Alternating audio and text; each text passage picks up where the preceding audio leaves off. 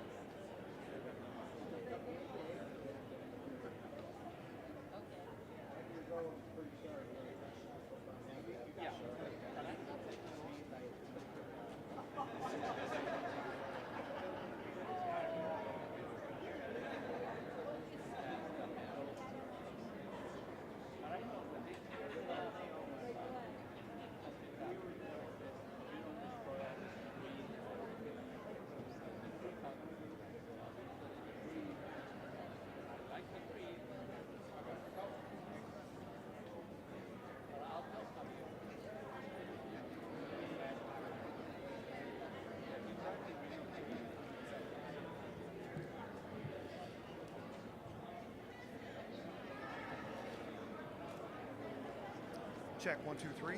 Plugged in. I got you.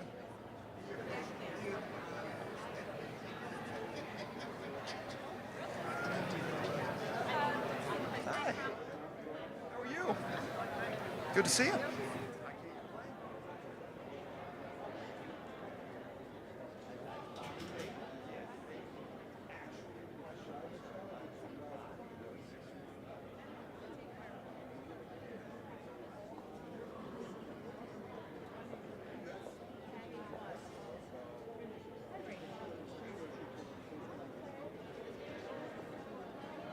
Andrew, I'm going to unplug for a few minutes. No, I'm good.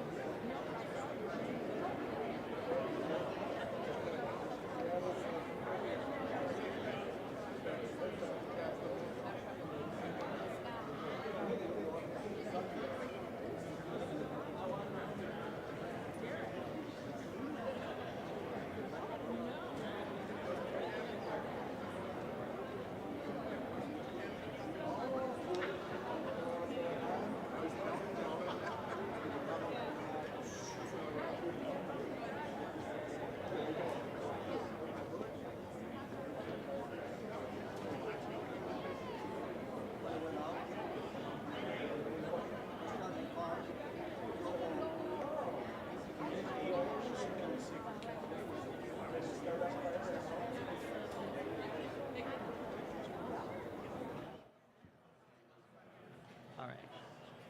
Yeah.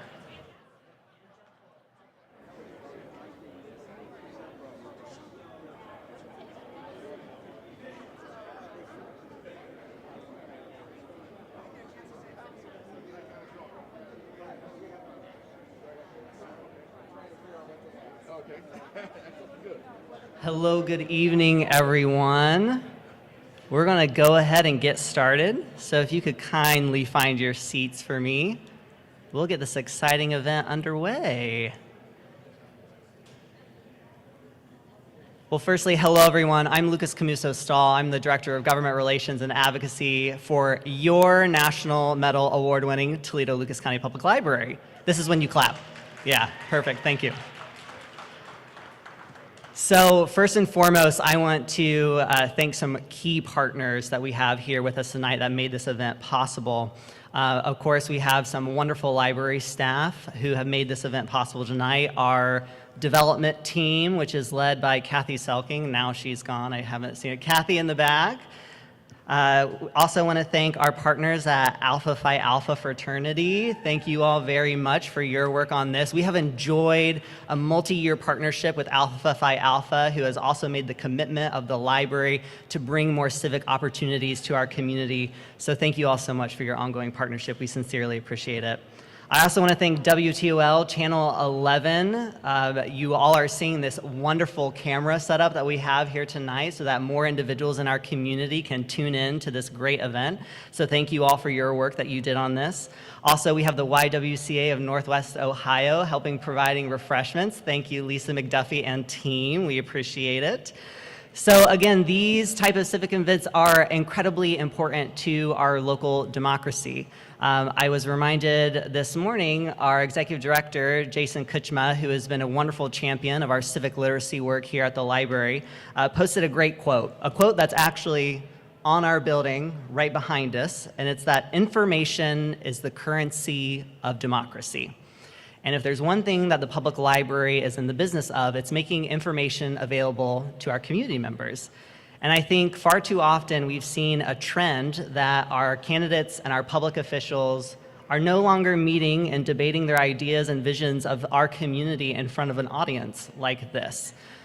So with my thanks tonight, I also want to thank the 4 candidates who have shown leadership and who have come together to say that we want to share our ideas and our vision for the county here tonight in front of you all. So again, thank you to you all for being here, and most of all, thank you to Pete, thank you to Tom, thank you to Anita, thank you to John for again showing exemplary leadership and bringing and helping stimulate a healthy local democracy by sharing their ideas with you all tonight. So round of applause for our candidates as well.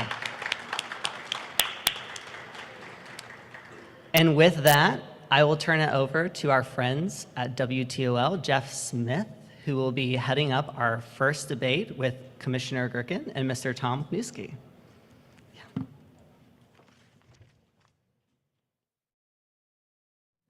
Ladies and gentlemen, good evening. So great to have, and I will just echo the comments you heard right there. I refer to everybody who is here tonight as civically inclined.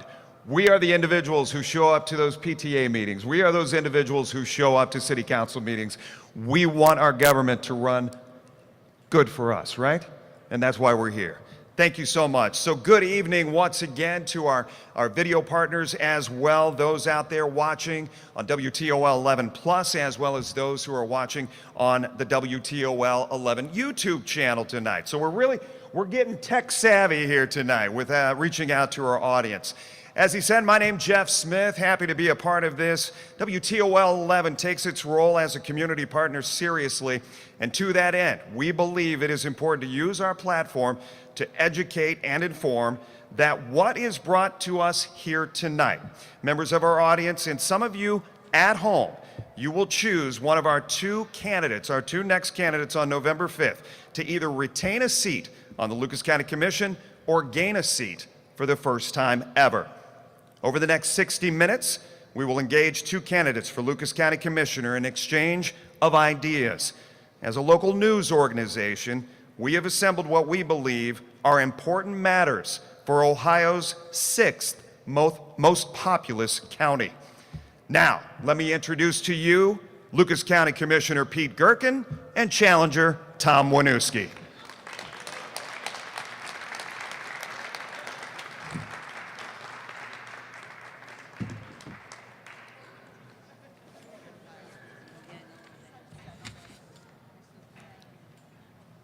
Look how politely we turn. As we do sometimes on live TV, we have wardrobe malfunctions. I want to be able to hear our control room. Excuse me for just a second, folks. We'll get it here. Tom, Pete, my apologies.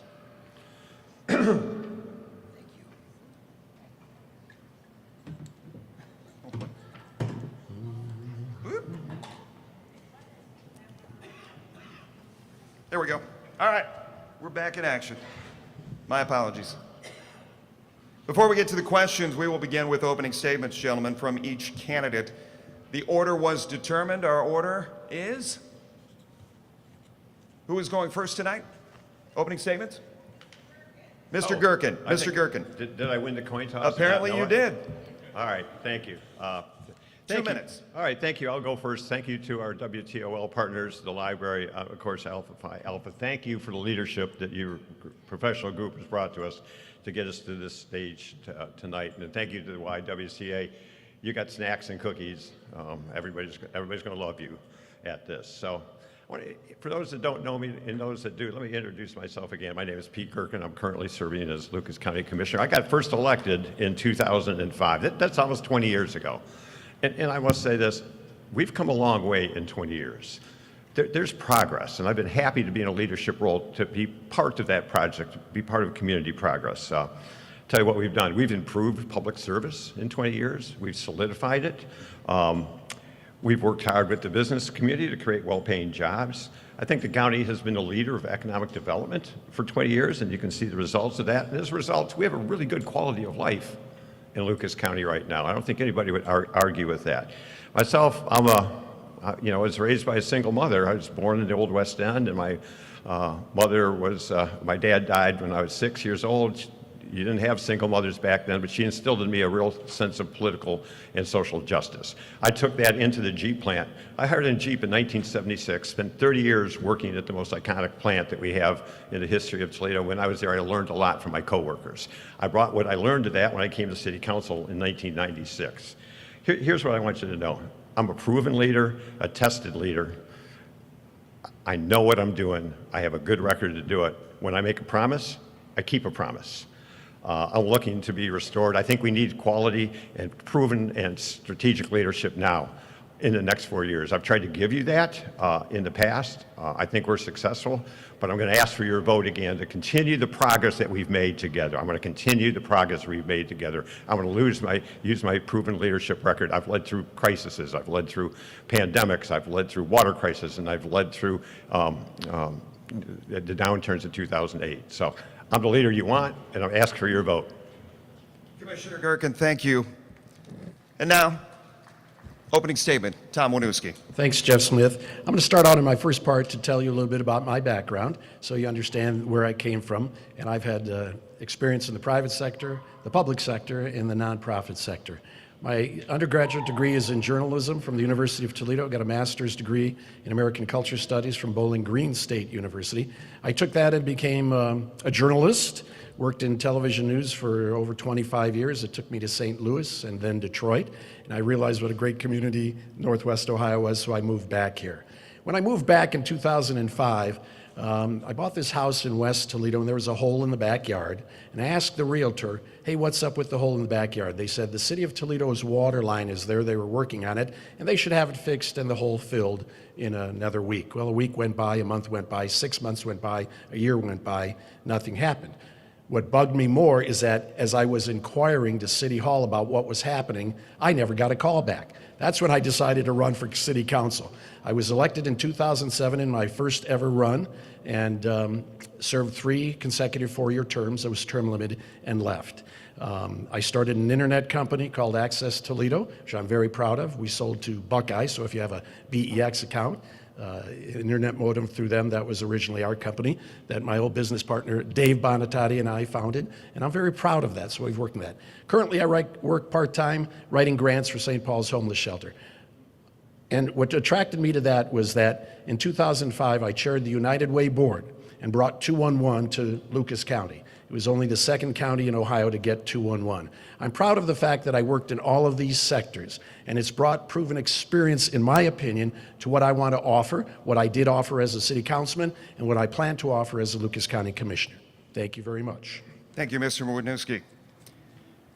Our first question goes to Lucas County Commissioner Pete Gerken. Commissioner Gerken, 11 Investigates has reported 3 Lucas County employee payoffs totaling $345,000 since December of last year. In December 2023, we reported former HR Director Emily Gerken was paid $227,500 to resign. In June of this year, there were 2 payouts, one for $81,000 to Lucas County Director of Planning and Development, Tanya Sanders, and then one for $36,500 for Anita Lopez's former assistant.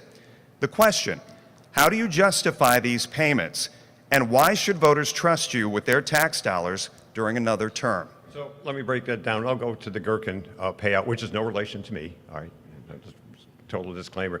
That came from the court systems. We didn't have any say over that. That was a common pleas court decision. We have to fund the courts.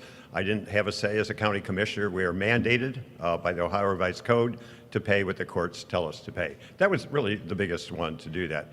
You know, one thing we do in Lucas County, our main resource is people. And sometimes people don't perform the way you want to do it. So sometimes it's easier to ask people to leave, and if we valued their service, it's not inappropriate to do some payout to get them onto their career and get another leader. Here's why I want people to know why they should trust me. I've been in this business for 20 years. I've balanced 20 budgets. We have a $750 million budget. Every year, we've had a stable budget. We haven't gone into our reserves but once in 2009 or 10, paid that money back. Here's what you need to know. We balance our budgets 20 years in a row. We have a robust savings account to our budget. We are rated by all the bond raters. It's AA+, which is great for a government. So yeah, when you're dealing with people, sometimes things happen, and we want to be appropriate. The first one, as I say, came mandated to us to pay that out. No control. The other ones, we thought it was time to make some leadership changes. I'm not going to speak to the payout of Ms. Lopez and her staff, but it was an agreed upon move forward. But we take those things seriously. But overall, we have a balanced budget, we have a strong budget, we're rated high, and we have a great savings account to do our county business on. Mr. Wadniewski, you have a chance for a rebuttal. Well, you can't put a savings value on people. And so when the most recent gentleman that was let go, it's sad. And we tried to find out some information about that, and we were stonewalled trying to get information out of the commissioner's office. So I want to put that on the table, first of all. Secondly, I just respectfully want to add to your calculator, Jeff, because you missed the $178,000 that was paid last year to an employee who felt she was being treated poorly because of her race. So what did they do? They moved her in another department and gave her a raise. So the comment about, yeah, sometimes you got to get rid of bad people, I don't see a whole lot of people who are bad, first of all, and that you are getting rid of. So what I plan to do is have an open door policy, not only with the constituents, but with all the employees, and to be able to listen to what they have to say and to try to come to a reasonable conclusion that respects the personality, the human value of that person. Pete, I'll give you 30 seconds. You know, when you're dealing, we have over 1,000 employees in Lucas County, and humans are frail sometimes in different performances. We have a great workforce.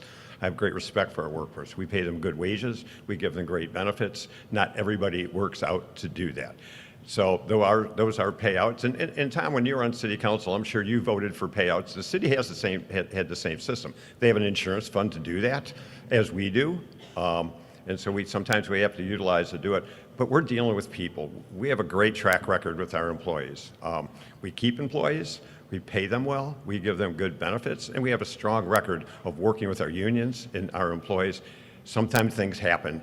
That's why you have funds set aside to make these decisions. No difference than the city of Toledo did and the payouts over the years that they've made. Mr. Winooski, you brought up your name. I'll give you another 30 seconds. Yeah, I don't recall ever voting for any payout to anybody. I also want to make this clarification. When you talk about insurance, yeah, we have this.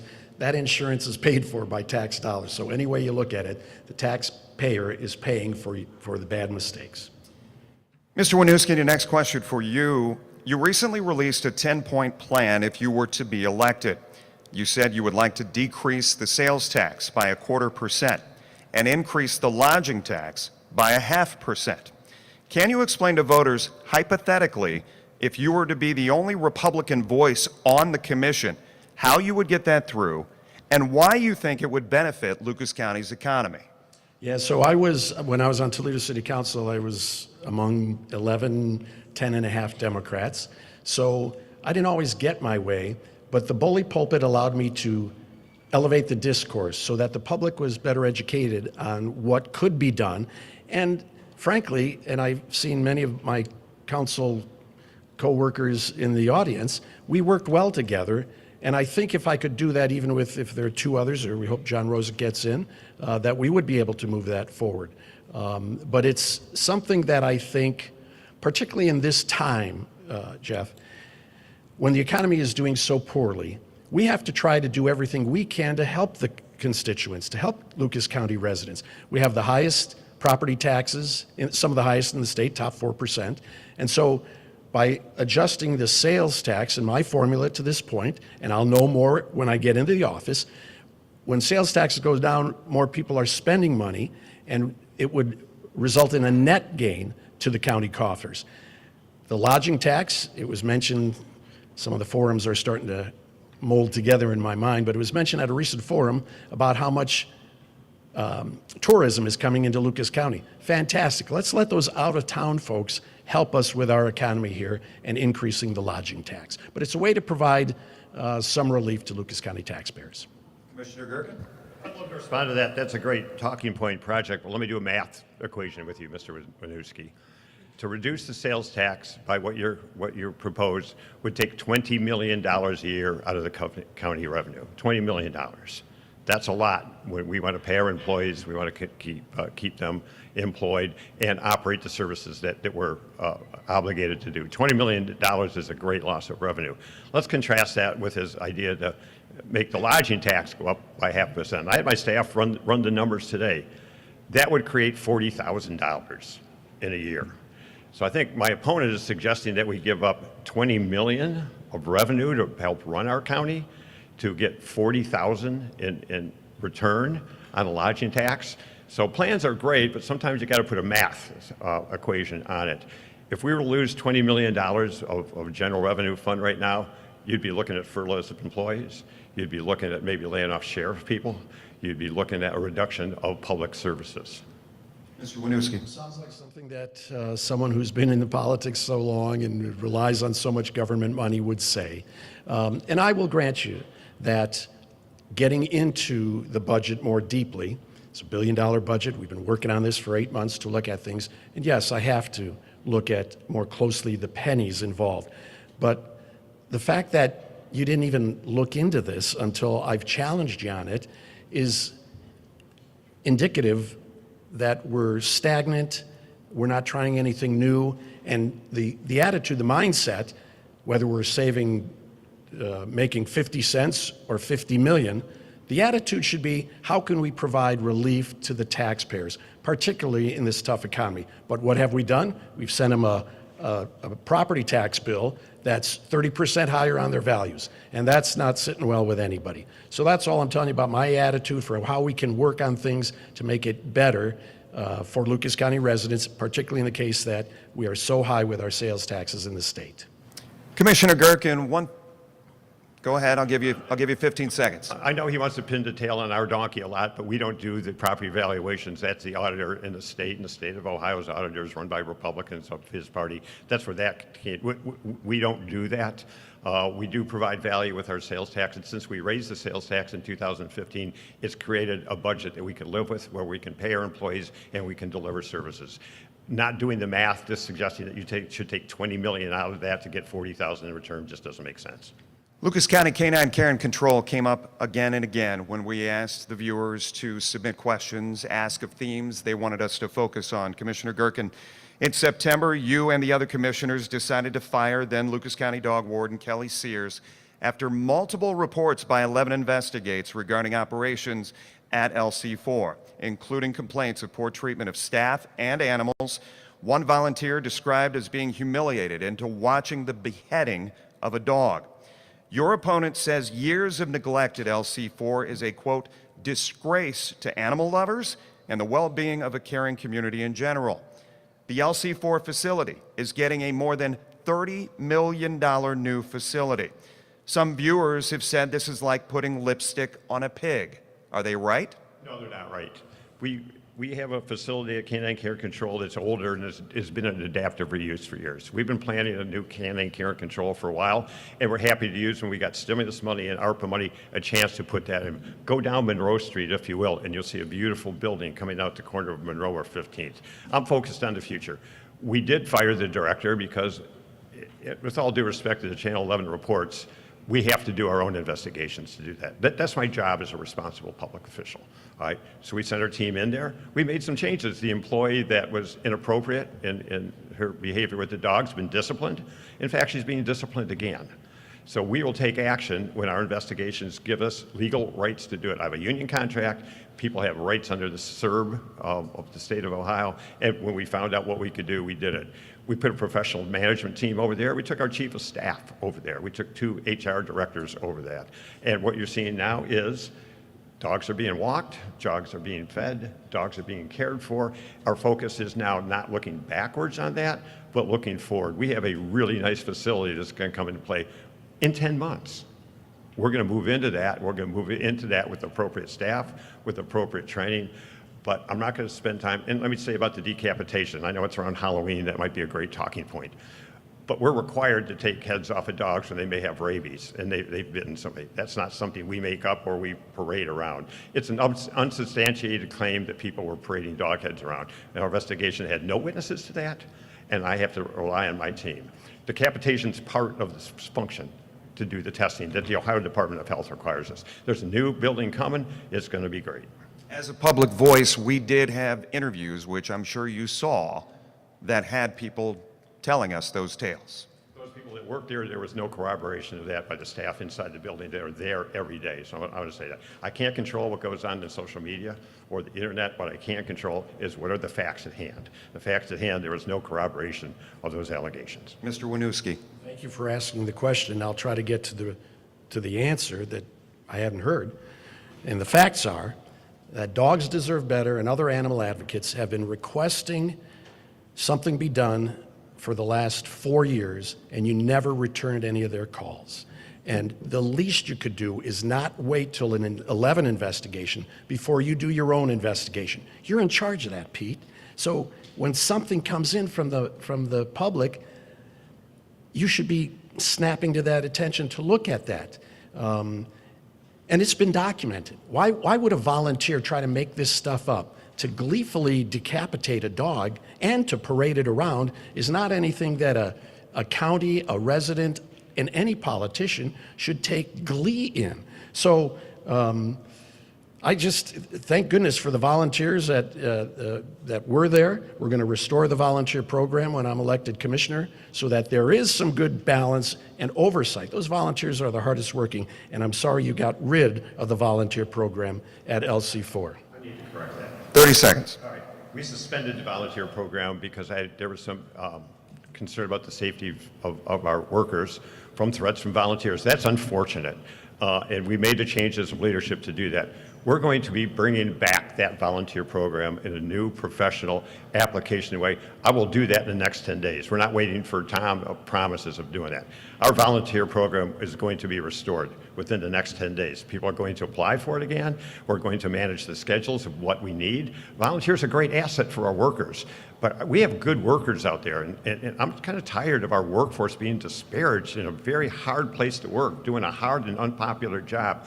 We've had a couple of bad apples there. We've dealt with them. The director didn't perform professionally. We got rid of her, and we are bringing back the volunteer program in the next 10 days. Mr. Winooski, you spent a good portion of your early career, as you pointed out during your opening statement, as a TV reporter. You started a successful internet business, as you pointed out. You returned to TV. You were on council, and then you left for a spot at the University of Toledo. You have run for mayor, and now you look to become Lucas County Commissioner. How can you convince voters that you are committed to not only filling this position, but maybe, even as a Republican, redefining it?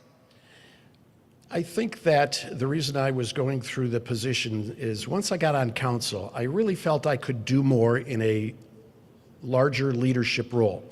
So in my district representation, I represent 30,000 households. I voted on legislation for the entire city, but I felt I could do more, and that's why I ran for mayor. Now, when my term was up, I don't want to be a career politician, and frankly, I got a great job in the private sector. But then I retired in 2023, June 2023, and had planned to spend as much time as I could with my 2 young grandsons, but I felt there was a little more gas in the tank, and so I decided to run for Lucas County Commissioner based on some of the things that I was hearing. We had spent almost a year looking at where we would go. We knew that Commissioner Wozniak was leaving, and we were going to pursue that spot, but it's because I feel that I have enough gray matter and energy to still do things more. And with my background, I think particularly in the private sector, I'm interested in bringing a little of that mindset to public office. And I'm very proud of the fact that when I was on Toledo City Council, my colleagues would say that they appreciated what I mentioned as happening in the private sector, so they could use that as a springboard for some of their legislation that they were doing. So I'm just trying to, I love the community. I've got a little more energy to go, a lot more energy to go, and I really want to show the county that I can do that. Commissioner Gerken. Well, we share one thing in common. I have some hair that's still growing and have some energy and passion to do it. I do have gas in my tank. And I have a proven record of service to this county and this community. As far as this public sector work, I spent 30 years in the private sector too. I was at a major automotive plant and learned everything. I worked for 6 or 7 different international owners. You want to talk about being exposed to private sector experience? I worked with a plant that was owned by the French, that was owned by the Italians, that were owned by the Germans, that were owned by a hedge fund company, that were owned by an American company. I learned how to deal with the business community as an employee of that plant, and those people elected me to leadership positions for my entire career there. I spent 30 years in the private sector. I've also spent 30 years in the public sector. I think that tells you I'm a pretty hard worker. I've done 2 jobs for 30 years. Commissioner Gerken, it can be argued that Lucas County is a Democrat stronghold. No Republican presidential candidate has won the county since Ronald Reagan did it back to back in 1980 and 1984. That's 40 years ago. We're always told to get more than one perspective in our business. Don't base your opinions on CNN, Fox News, the AP, or CBS. On this commission, it has been Democrat dominance as well. There has not been a Republican since Maggie Thurber in 2006. Pete, question for you tonight. Why is one-party dominance on this commission a good thing for Lucas County? Do you think Lucas County is so beat down and exhausted with party rule that candidates choose not to run? Not at all. The Democrats that have been elected in Lucas County is because we connect with the voters in Lucas County. We have been on the ballot every year, but there's in many races there's no opposition. I'm glad you're running this year, Tom, because I think we need that. I've never run unopposed. I've always had a candidate, but the people in Lucas County have chose me. Not maybe because I was a Democrat. I think they chose me because I have a record of accomplishments. Look around downtown. Look into neighborhood partnerships I have with grassroots movement. Look at my ability to connect to people. That's not because I'm a Democrat. That's because I'm Pete Gerken and I have some experience. And if people want to choose me because I'm a Democrat, I'll take that. Nobody has said, here's one thing you can do about Lucas County that we haven't seen in the state. You can't gerrymander Lucas County into a different party rule. The Republican Party has been dominant as long in the State House on majority rule, supermajority rule, because they play games. They gerrymander it in to do that. Guess what? You can't do that in Lucas County. You people vote directly for us. I've run a good campaign. I've been a good candidate. I stay connected to the community. Democrat, Republican, I don't think that's people why come out to vote for me. I've got a proven record. Just look around. Mr. Winooski. Yeah, I totally agree, but replace the Republican and the Democrat from my standpoint. I won my first election to council by 6 points. Second time around, we ran against the head of the firefighters union and won by 20 points. And then the third time around, I ran unopposed. A Republican in Toledo running unopposed, I think, is unheard of, and I wear that as a badge of honor for what I've done. I would also point out, thank you, God bless you. I think I want to point out that not only the commissioners are all Democrats, every county office, other than a judgeship, is run by a Democrat. Again, I love you Democrats. I love the independents. I've always worked with them. In fact, we've set up over 400 yard signs around the county, and the half dozen of them or so, I'm going up to the house, and I see a Sherrod Brown one, a Marcia Captor one, and I said, is that the right address? They want a Tom Winooski sign? So I knock on the door, and they were all saying, yeah, they're Democrats. They've been lifelong Democrats, but they wanted to support me, and I'm grateful for that, and welcome all the Dems and the I's and the R's to vote for me. Mr. Winooski, we reached out to viewers asking them questions that they would want to ask of each of you. This is one of the questions we received. A 57-year-old business person says, the opening of the Dorr Street interchange was supposed to be the next big thing. And since the opening, he says he knows of 4 potential buyers and investors who would be building new businesses and bringing hundreds of jobs to the area, but they're gone. He says 1 went to Lower Michigan, the other 3 to Wood County. Our viewer wants to know why development seems to be happening everywhere but Lucas County. Well, I empathize with the gentleman, and that is the case. Any increases in jobs in this area have been all government related. I want to share a story to answer that question. We get $2.5 million in workforce development money from the state, and last year we spent $400,000 of that.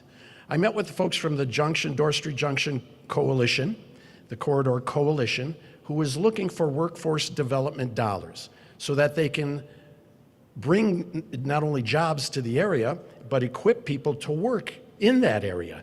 And they didn't get that workforce development money. So I promise when we get that state money for workforce development, we're going to put it to good use, and we're going to specifically work in the Dorr Street Junction corridor to make sure that money is put to good use so that we can get good jobs and we can get people working in these businesses that are trying to come to that area. When they see that they have the workforce there, then they'll come in and set up shop. You've still got 1 minute. What about the question that this viewer has about projects going elsewhere? Well, I think if we lower the sales tax, we can keep folks going here. I think if we have an economic development department in the county that could work with the Chamber of Commerce and the Port Authority, that would work well. I have a plan for the Port Authority whereby we would actually put someone who has aviation experience on the port board. We have the longest runway in the state of Ohio, and we're not utilizing that. So those are the kinds of things that I would say that we could do so that there are quivers in our quill to attract businesses. Commissioner Gerken? Again, I gotta correct you, Tom, on the workforce development money. You've been going around saying that for a week. Now it's just not true.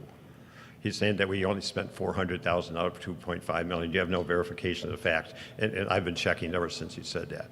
We spend our workforce development money through our workforce development board acquisition, which is a bipartisan, business-led, community-led board that helps us direct that spending. We didn't give any money back.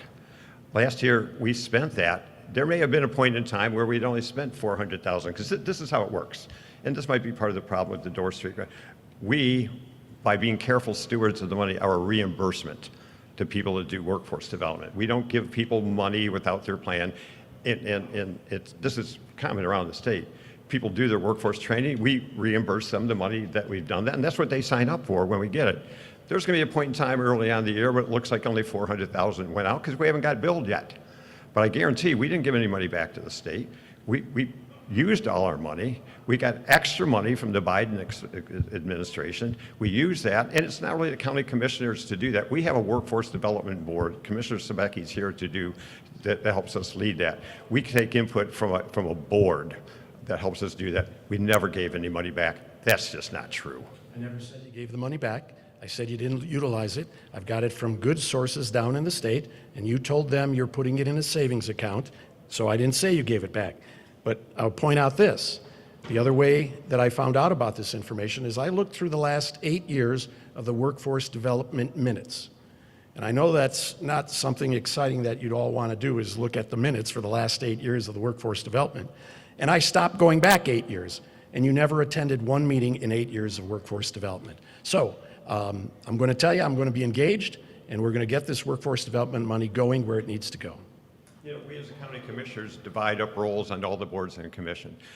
Tina Skelton-Wozniak led that effort and led it admirably for years. She did a good job. I wasn't going to eat the taste, and I think if you know former Commissioner Skelton-Wozniak, she was a great public servant. She led that board, and now when she left, Commissioner Sebecki's doing the same kind of public service. We didn't put that money in a savings account. You have to understand how money works before you can take the job, Tom. We don't have ability to take federal money and put it in our reserves. We obligate that money. We make sure it's being spent right, and we can account for it, how it's being spent right. But that money goes out the door. And let me say real quick about the job expansion. We just had we're working business retention right now. We can't get a big fish every time. We're working Yarder Manufacturing, 100-year-old company, just came to us 6 months ago. They wanted to expand. They needed help. We did that for them. They're going to double the size of their plant, double the size of their workforce, because they came to Lucas County. They came to an economic development that we already had, led by Matt Hireman. And because of that, they were at our chambers the other day and saying, thank you, county commissioners. We're a 100-year-old company. We're staying here, and we're expanding. That's the kind of wins we get. Moving on to one of the most talked about themes that we received at WTOL. The Lucas County Jail project is on pause for now until next year. Commissioner Gerken, you have been quoted as saying you set an initial goal of $220 million. It ballooned to $290 million. Interest rates, you said, were too high. You said you've gone back to engineers and architects, which is costing the county.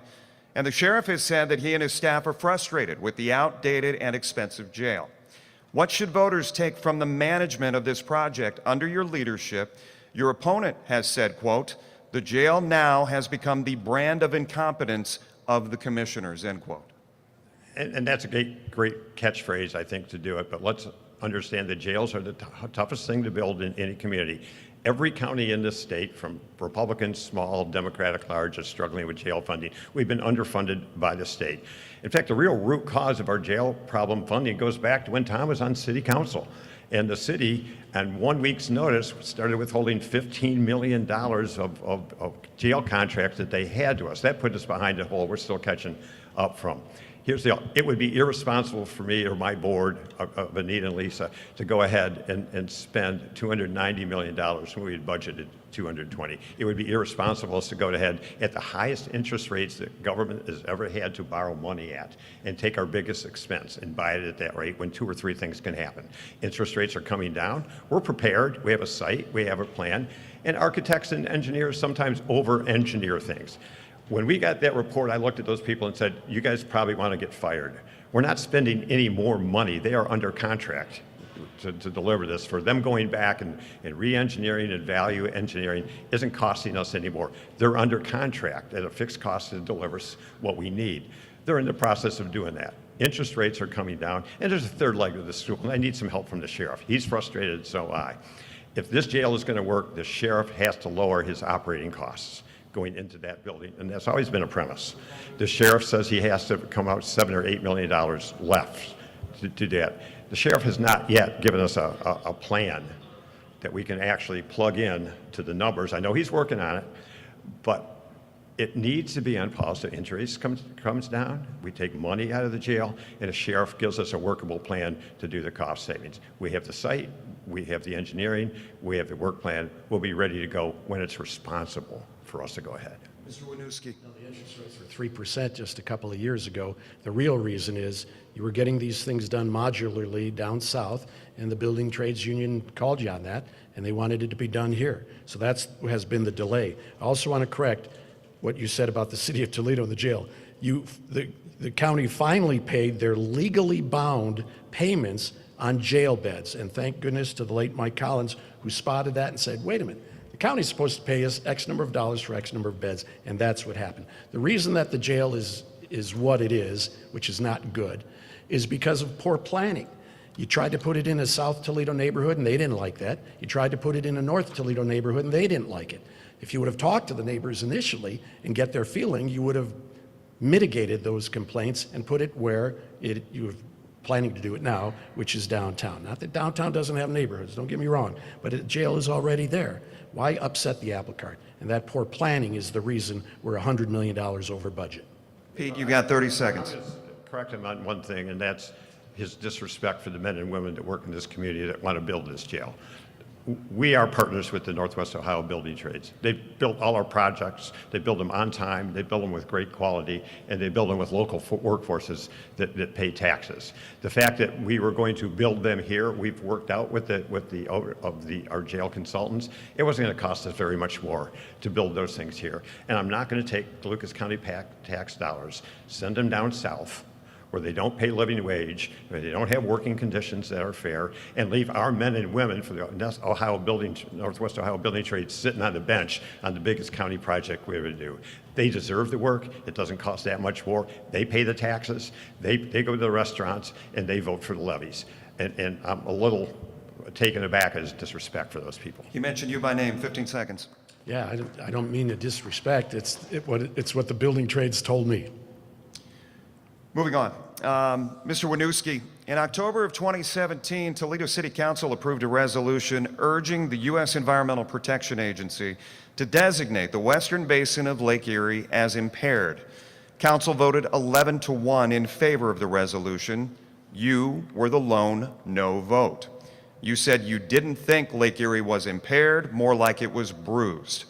Given the last 7 years, do you still feel that way? And if you are elected, what would you do differently to protect our waterways? Yeah, so I'm going to answer the second question. In hindsight being always 20/20 in 7 years, I've already proposed in my plan to go to the state, especially as it relates to the local government fund, and use that money to help further along what we can do to mitigate the algal blooms, because the algae has not subsided as much as we would all have liked. But what I'm really proud of the fact is that while I was on council, we recognized the EPA mandated plan to clean up the water, and here's how they wanted to do that. We had 32 discharges in the Maumee and Ottawa River. So when it was raining in the morning and you're getting ready for work, so you're in the shower and flushing the toilet, it overloaded the system, and the excess sewage was being dumped into Maumee and Ottawa rivers. So the EPA said you have to stop that. And I was all for that, not only all for that, but worked with our Director of Public Utilities, Ed Moore, and Warren Henry, who was the engineer at the time, and said, how can we spread this over a certain amount of time so that our residents aren't overly impacted by any mandates? And so they did that, added another couple bucks to the water bills, stretched it out over 15 years, and I'm proud to say that we now went from 32 discharges in the Maumee and the Ottawa River down to 2. That is helpful, and that's because of the leadership that I showed on council to get the money going in the right direction from what I could do on the city council. Commissioner Gerken. I don't even know where to start with that, but let me start with this. We do need local government funds back, and the party that he represents has taken them from us since 2010, and we struggle every year to get some back. That doesn't happen. We don't need to spend local money on clearing up Lake Erie. We need the state, we need the EPA, and we need the Ohio Department of Agriculture to stop the pollution 50 and 60 miles upstream from here.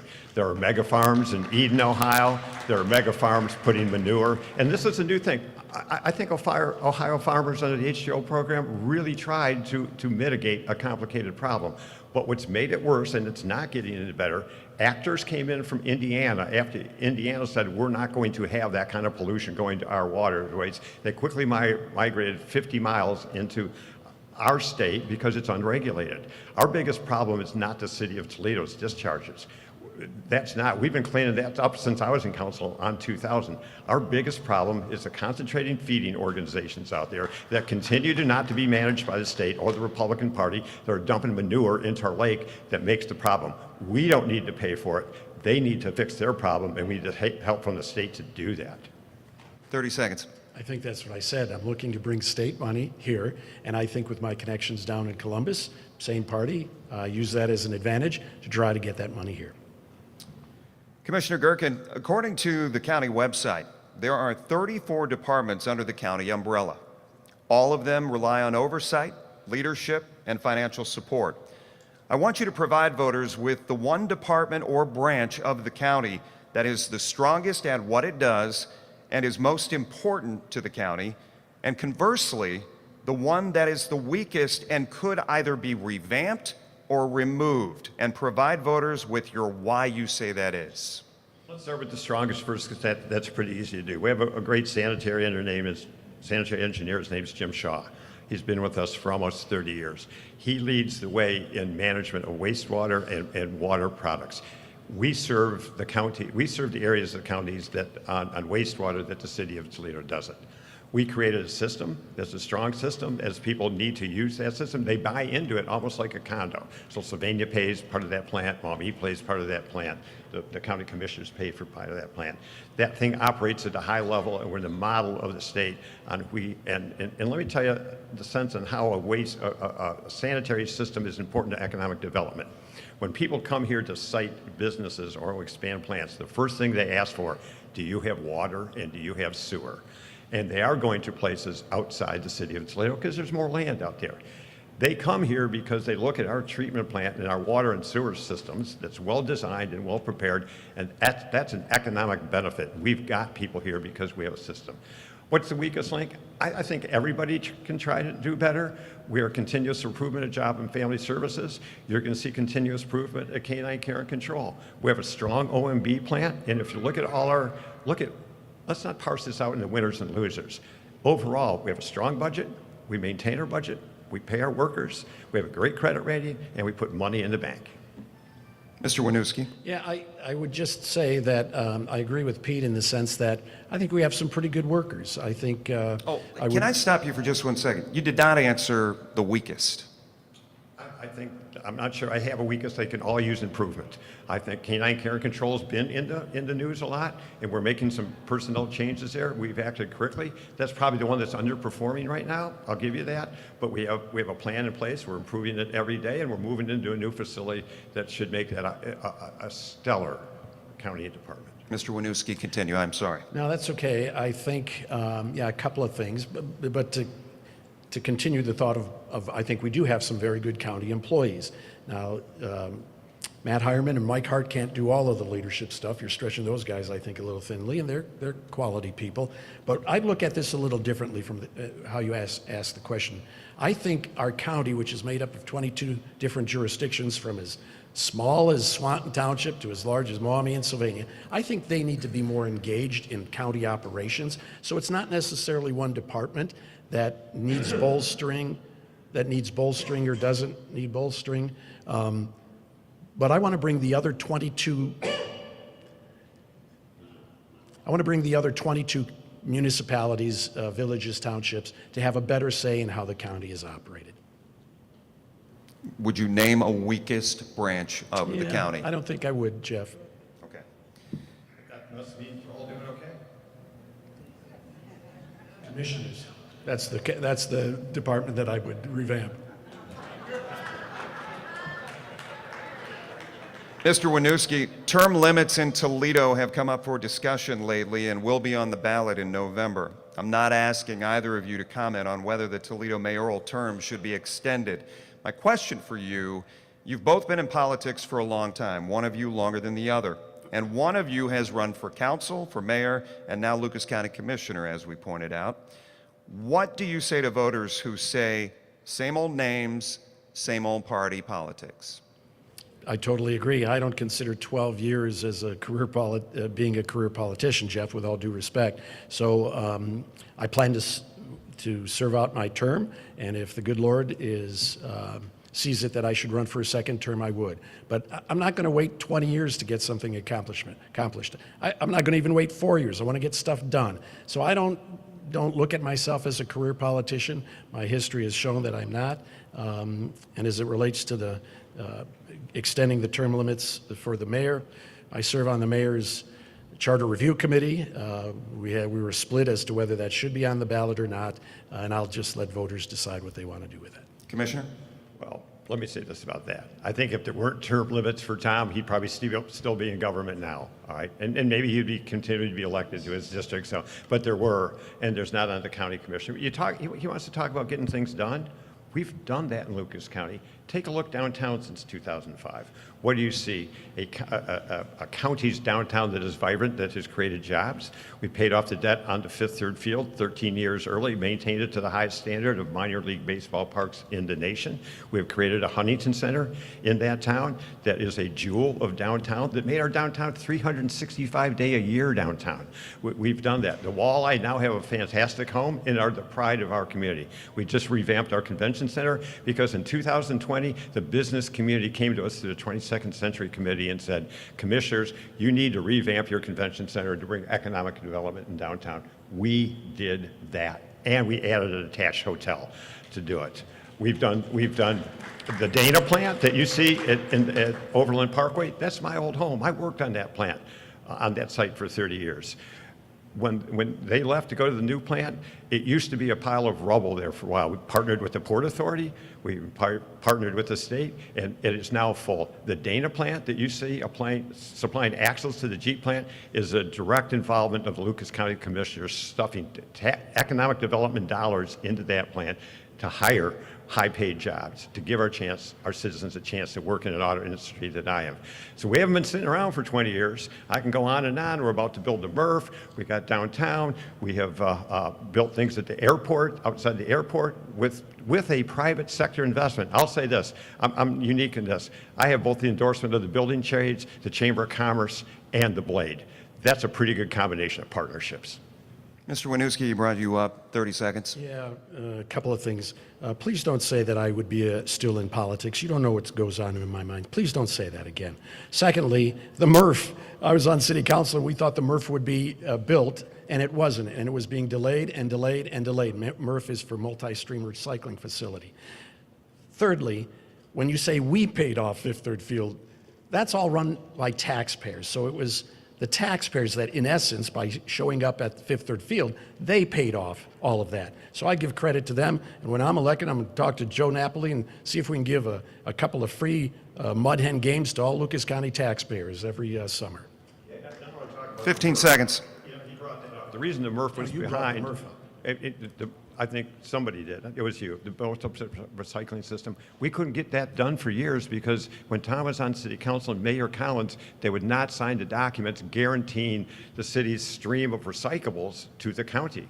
We had to wait 4 years for that to happen. You can't have a MRF if the city of Toledo is not going to guarantee they're going to bring their recyclables to it. They wouldn't do that for years. Finally, when there's a change of leadership, they got that started. So a lot of our delay was because the mayor and city council wouldn't act in the way they did it. They're there now. I'm looking forward.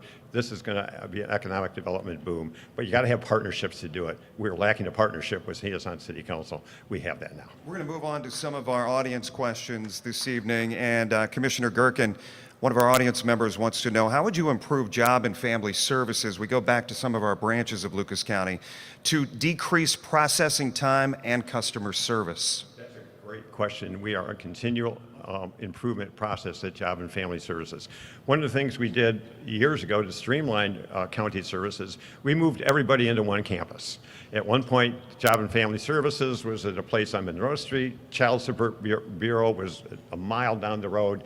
So if I needed here's a good example. If I needed services from JFS, they'd look at me and say, well, you got to go talk to child support because you need some help with them. You have to get right with them before you can give them services here. Somebody would have to go a mile down the road to child support. Then on the way back, we had our workforce development at where Canine Care and Control building is now. We were shuffling people up and down Monroe Street unnecessarily. We took a building in the district that he used to represent that was dark, and we put life back in it. Now you go to one stop, you can get your services, you can get your child support, you can get your economic development, job training, all in one place. We have just received awards from the state of Ohio not over a month ago about the improved customer service on benefits response in the state of Ohio. That didn't come from us, that came from the state. We had long wait times during COVID. We did, I'll give you that. We didn't tolerate that when people got back to work and society started functioning again. Our wait times are less, and now when you call in, you can go to the stay in place line and they'll call you back when it's your turn. Our improvement's been recognized by the state. Our consolidation of services has made it much more friendly for our customers. Mr. Winooski? I want to look at all of the boards that we have, Job and Family Services Board, Workforce Development Board, Homelessness Board, Mental Health Board, and make sure that customer service is prime. I pride myself on customer service, particularly because I had spent so much time in the private sector dealing with customers. And I always have to remind a lot of these career politicians that we work for the taxpayers. So that's the only thing that I could address on that, Jeff. If I've got another 30 seconds, I'd like to address his Murph comment where he said he couldn't move anything while I was on council. Well, the council and the mayor have all been Democrats except for the 2 years Mike Collins was on there. So why it wasn't moving, that's something you'll have to ask them. Commissioner Gergen, we had a second question about Job and Family Services, and this audience member says staffing is the issue. You just brought up time has been cut in half. How can those be congruent? Because we are always hiring. We have made, and Commissioner Lisa Sebecki is here, who used to work there as a worker, and she's given us great knowledge on how to retain and how to recruit employees. Look, it's tough work. You have people on the other end of their line that are in crisis that have needs. They're pretty anxious, right? The worker has to deal with state and federal regulations, not county regulations, and kind of weave those things together to get the people the benefits they want. It takes a committed workforce to do it. We are hiring caseworkers every day. We started a digital recruitment campaign.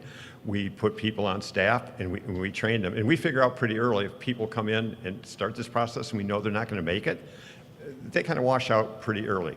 We've added more people, we understand the work, we've refined the work, and because of the leadership of Brita Osborne, who is recognized statewide as one of the finest JFS directors in the state, that's just not me saying that, that's the state of Ohio, and the leadership of Commissioner Sebecki, who actually worked there, that's how we're getting better. We're retaining workers, we're recruiting workers, and we're training workers, and the times have come down. Commissioner Gerken, your opponent was quoted in the Toledo Blade saying, "What's legal and what's moral are two different things. I loathe politicians who do this," end quote. This refers to the question of what is called double dipping. Your salary as a commissioner, which the Toledo Blade said is around $115,000, your pension from Jeep at $1,800 a month, and your pension from the Ohio Public Employees Retirement System. Mr. Winooski disagrees with taxpayers paying your salary, as he puts it, on top of the pension you receive. He says, quote, "This contributes to the erosion of public trust. It benefits himself instead of taxpayers." The question, what do you want voters to read from how you've handled this? I think it's a complete misrepresentation, and it's a good political talking point. Everybody hates double dipping, but the legislature, the Republican legislature, approved it for reasons to keep experienced people in office. Look, I'm 72 years old. I've worked my entire life. I make no apology for my Jeep pension. I spent 30 years there. I make no apology for taking what I'm entitled to under Social Security. I put that money in. My retirement benefit from the state of Ohio, which means, and Tom knows this, I've contributed into that fund as an employee. It's not a gift. I'm not taking any tax dollars away from anything by accessing a pension that I work hard to get. I've got grandkids. I've got a wife. I don't know. I'm lucky to be here 72 years, like any of us. I don't know if I'll be here 73. I think it's fair and reasonable on a personal level for somebody that's contributed to this community in 2 and 3 pensions. That just tells you how hard I work. And if I want to access my benefits to take care of my family and still contribute to this community, it doesn't cost our general fund any more money for me to access benefits that I've paid into. Mr. Winooski. I hope you live to be 103, Pete. I really do. It's just, and the Jeep pension, that's something differently. I retired, and so I get my private sector dollars. But it's when you're taking a $100,000 salary and you're adding another $40,000, $50,000 a year that you would get out of that, that's money that could go to the public good or to bring a new set of eyes to how we're running things in the county. So I'm here to tell everybody who's listening, Let's retire Pete for sure, November 5th. That is all the time we have for our questions. We are giving each candidate an opportunity for a closing statement. Mr. Gerken, you started with opening statements. Mr. Winooski, we will start with you for your closing statement. 2 minutes. Appreciate that. So I wrote this so I would make sure I'm on time, and I want to convey it to you with all sincerity. I think there is a lot that has not gone right under the current leadership of the county commissioners. So everything that's been happening with employees, the buck stops with the leadership. And it's unfortunate that many of these leadership flaws did not come to light until my candidacy. And I'm starting to look at things, payouts to the disgruntled employees, cuts in emergency medical service, the funds from the workforce development that are not going where it needs to go, mistreating dogs, we've talked about this, and the opting out by not saying the Pledge of Allegiance at the commissioners' meeting. So I'm going to bring that back. We can bring more funding for services to the county by merely allocating what has been directed for the programs instead of using some Ponzi scheme for putting money toward an overpriced jail. We can attract greater value when our values are not one of confrontation and opaqueness in the commissioner's office. And we can improve our standing with the state with measured, factual communications to restore that local government fund to the area. I read a report today that was assessing a particular federal agency, and this independent report said that this government agency was too bureaucratic, too complacent, and too stagnant. That's how I feel the county has become. And that's why I want to break the monopoly. And that's the reason why I ran against the top dog in the commissioners, so that we can change things and change it for the better. Thank you, Mr. Winooski. Call me a dog. Thank you very much. Closing I statement. Commissioner Gerken, I have more closing respect statement for your 2 I minutes. have more respect for my opponent than to call him names. I'm not a dog. I'm a community servant. I've been a community servant for 30 years. I'm not a dog, all right? I have a dog, and he's great, but my record here is one of accomplishment. Look at downtown. Look at the community partnerships that you see in the room today. Let me give you some examples. We like to do the fun stuff like downtown, but we dig in and do the dirty work. Let me talk about the Greenbelt Parkway, all right? 2 years ago, that was the worst public housing project in the city of Toledo. I teamed with the local activists here. We went in there and used our bully pulpit to make that community get investment from an out-of-town owner. Right now, there are people being placed in that apartment building that we never do that. We do the fun stuff over here, but man, I get my hands dirty and go to work, and I walk those apartment buildings to do it. I'm not going to retire. I'm asking the voters to keep up the progress that I've made. Balanced budgets. I am the champion. When he voted against Lake Erie, I've been the champion for cleaning up Lake Erie since the water crisis in 2015. I've managed through the downturn of the financial crash of 2008 and 9.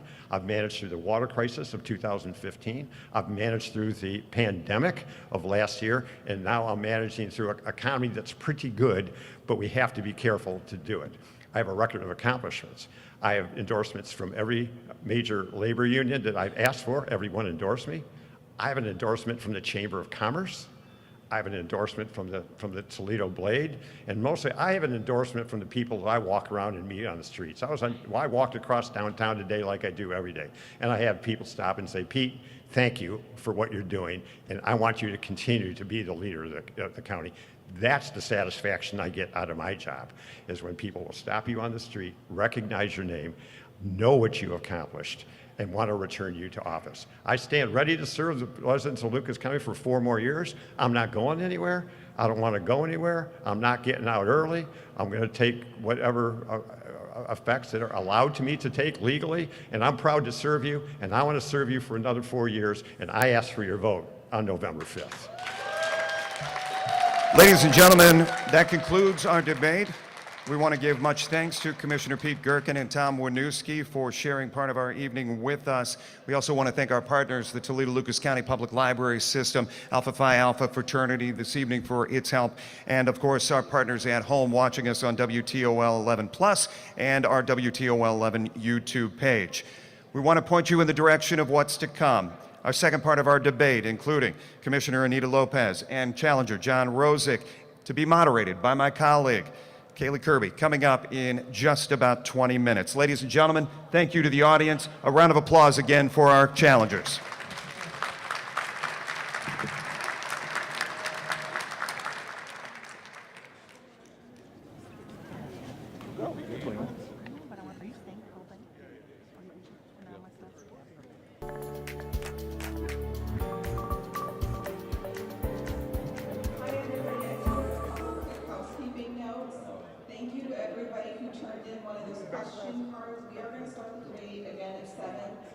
If you could just try a little harder to write with clearer handwriting. There were so many good questions, but they were so hard to read, so please write the cards a little more clearly. Thank you.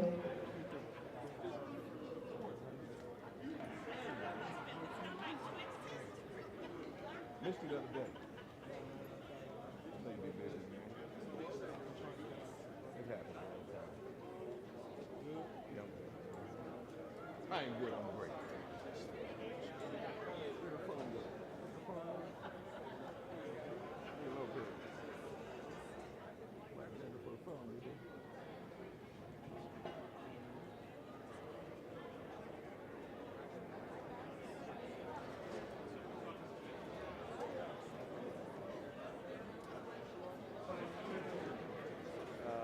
Look, right at the beginning.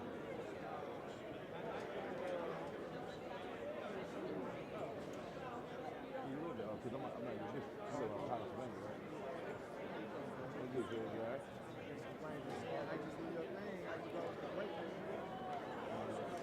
Probably been great, you not recognize it. You just moving silence, man. Just keep moving and working, man. Graduate, yeah.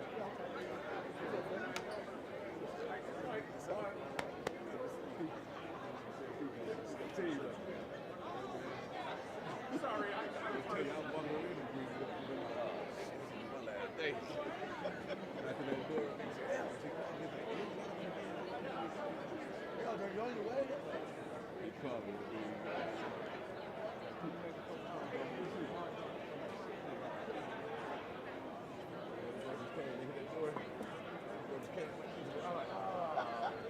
He had a sandals, man, open-toe sandals, man.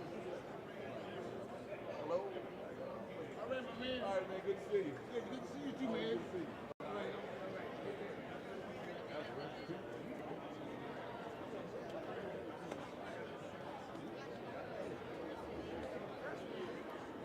You go to high school? Okay.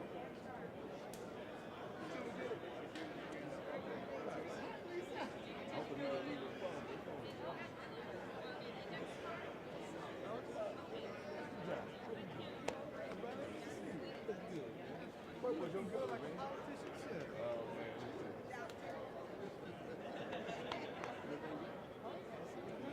You know, don't talk a few things. I love to do.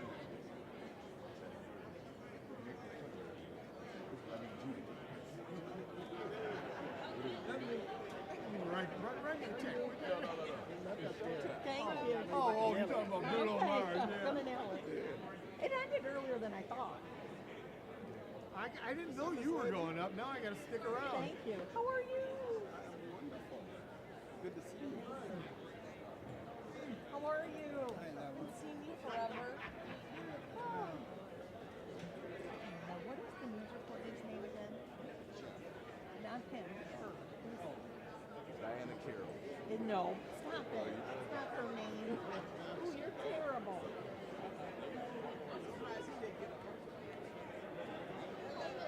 That was a very calm, not testing debate. I thought What's yours gonna be like? Testing? I thought it Because it was like, I know he was being nice.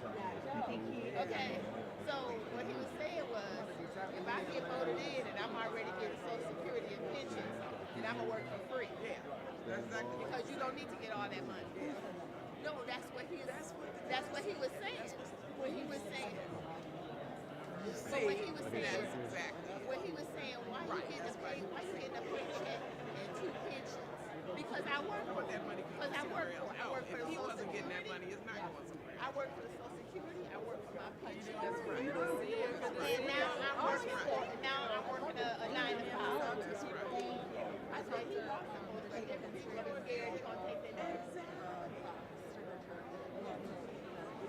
Well, we'll see you Saturday. What time do we start eating? Just tell them about it. Same thing. I haven't seen the tickets. Let me bring you to the future. Let me bring you to the future. Bring you to the Planted moderators since the Trump. hi. I know. I'm going to try to zoom out. What did you say? I was like, 10 days.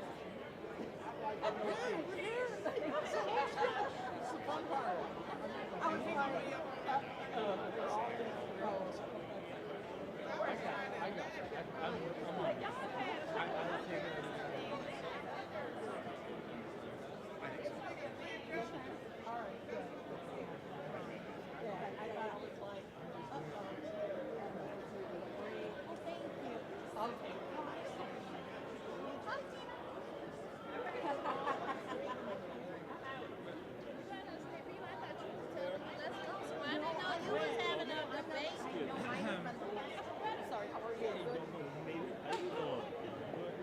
Mine has been the last, you know, like, not as.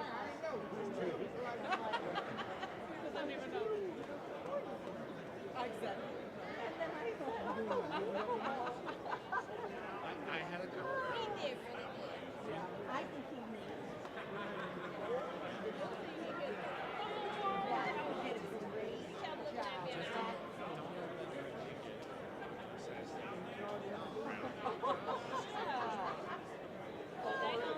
They don't want to hit nerves.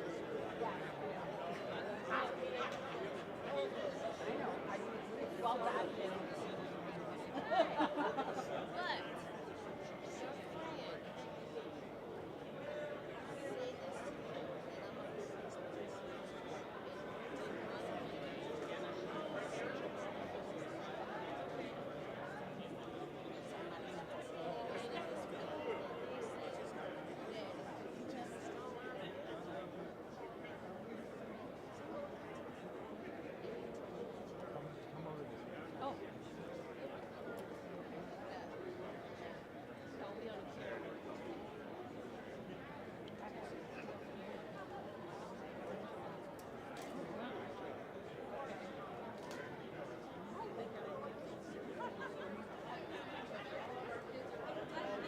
But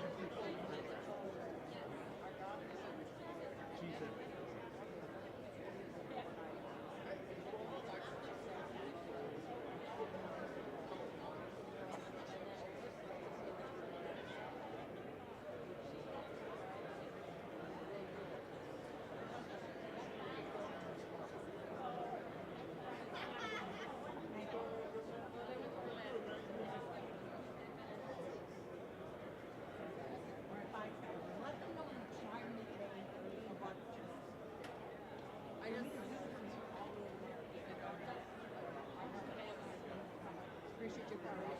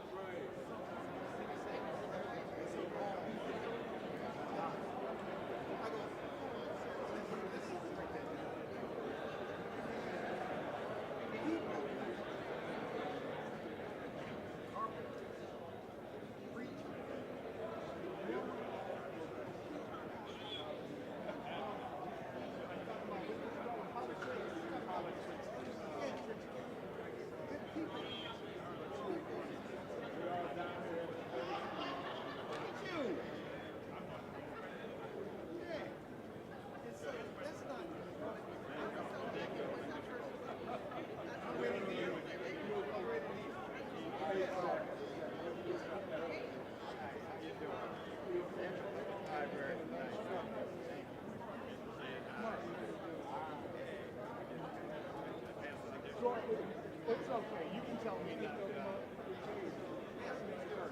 I'm good.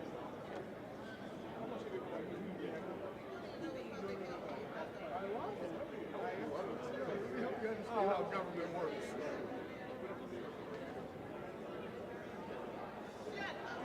I'm just cracking the music.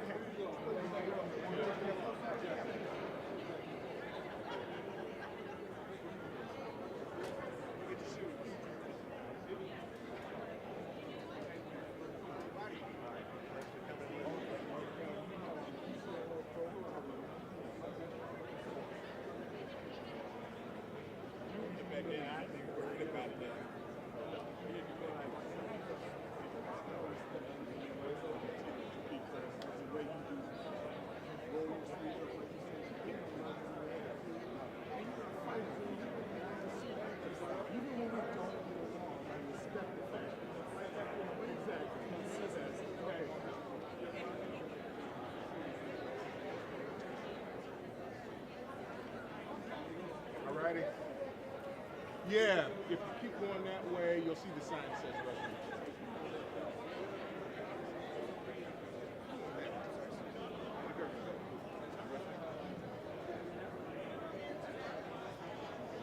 Here you go, right here. Excuse me, sir. Testing, Anita Lopez, Lucas County Commissioner.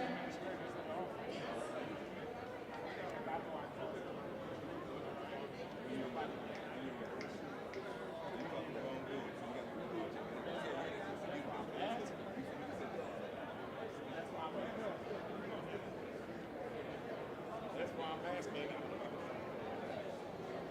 Don't take it so personal.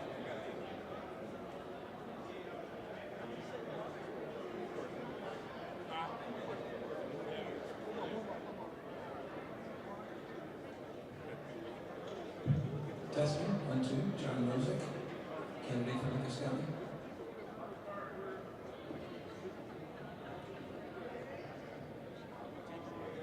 Testing.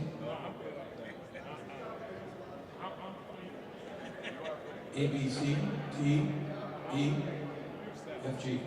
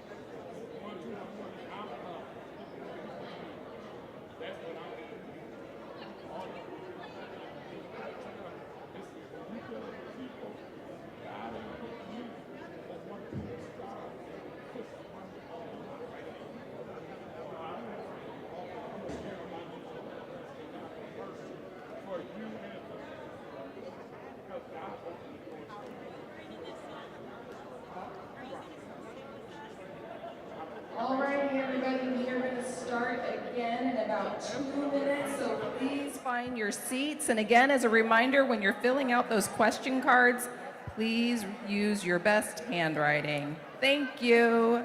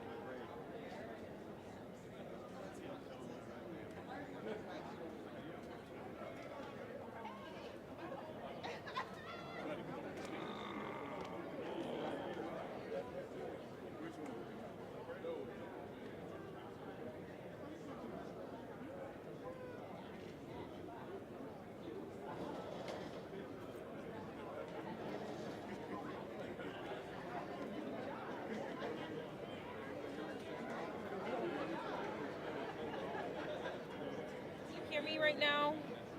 Hey, when we finish, like when I wrap up after closing statements, are we like fading to black? What is that going to look like?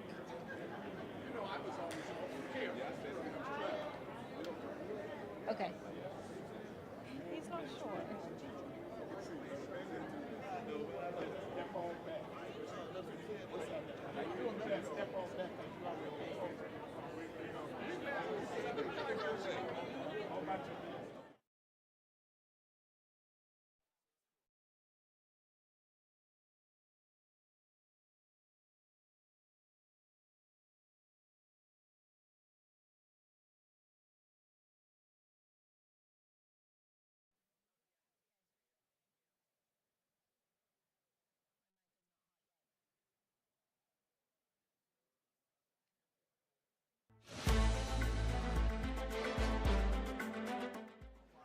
Hello, everyone. Welcome back. Can everyone hear me? No? Okay, hold on one second. Let's see if we can get the microphone working.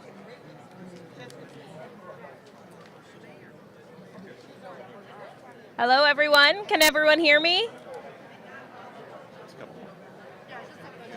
My mic is not live. Hello, everyone. Can anyone hear me? Hello, microphone check. We are having some audio issues. There we go. Can everyone hear me okay now? All right, thumbs up. Thanks so much. All right, we will get started in our second half of this Lucas County Commissioners Debate. Good evening, and thanks so much for being a part of WTOL 11 Lucas County Commissioner Debate. My name is Caylee Kirby. I am so glad to be here, and thank both of you for being here as well. If anyone knows, it's way past my bedtime, but I am glad to be here. WTOL 11 takes its role as a community partner seriously, and because of that, we believe it's important to use our platform to educate and to inform. That is what's brought us here tonight. Members of our audience and some of you here at home will choose one of our next two candidates on November 5th to either retain a seat on Lucas County Commission or gain a seat for the first time ever. Over the next hour, we will engage two candidates for Lucas County Commissioner in exchange of ideas. As a local news organization, we've assembled what we believe are important matters for the 6th most populous county in Ohio. Now let's introduce Lucas County Commissioner Anita Lopez and challenger John Rosick.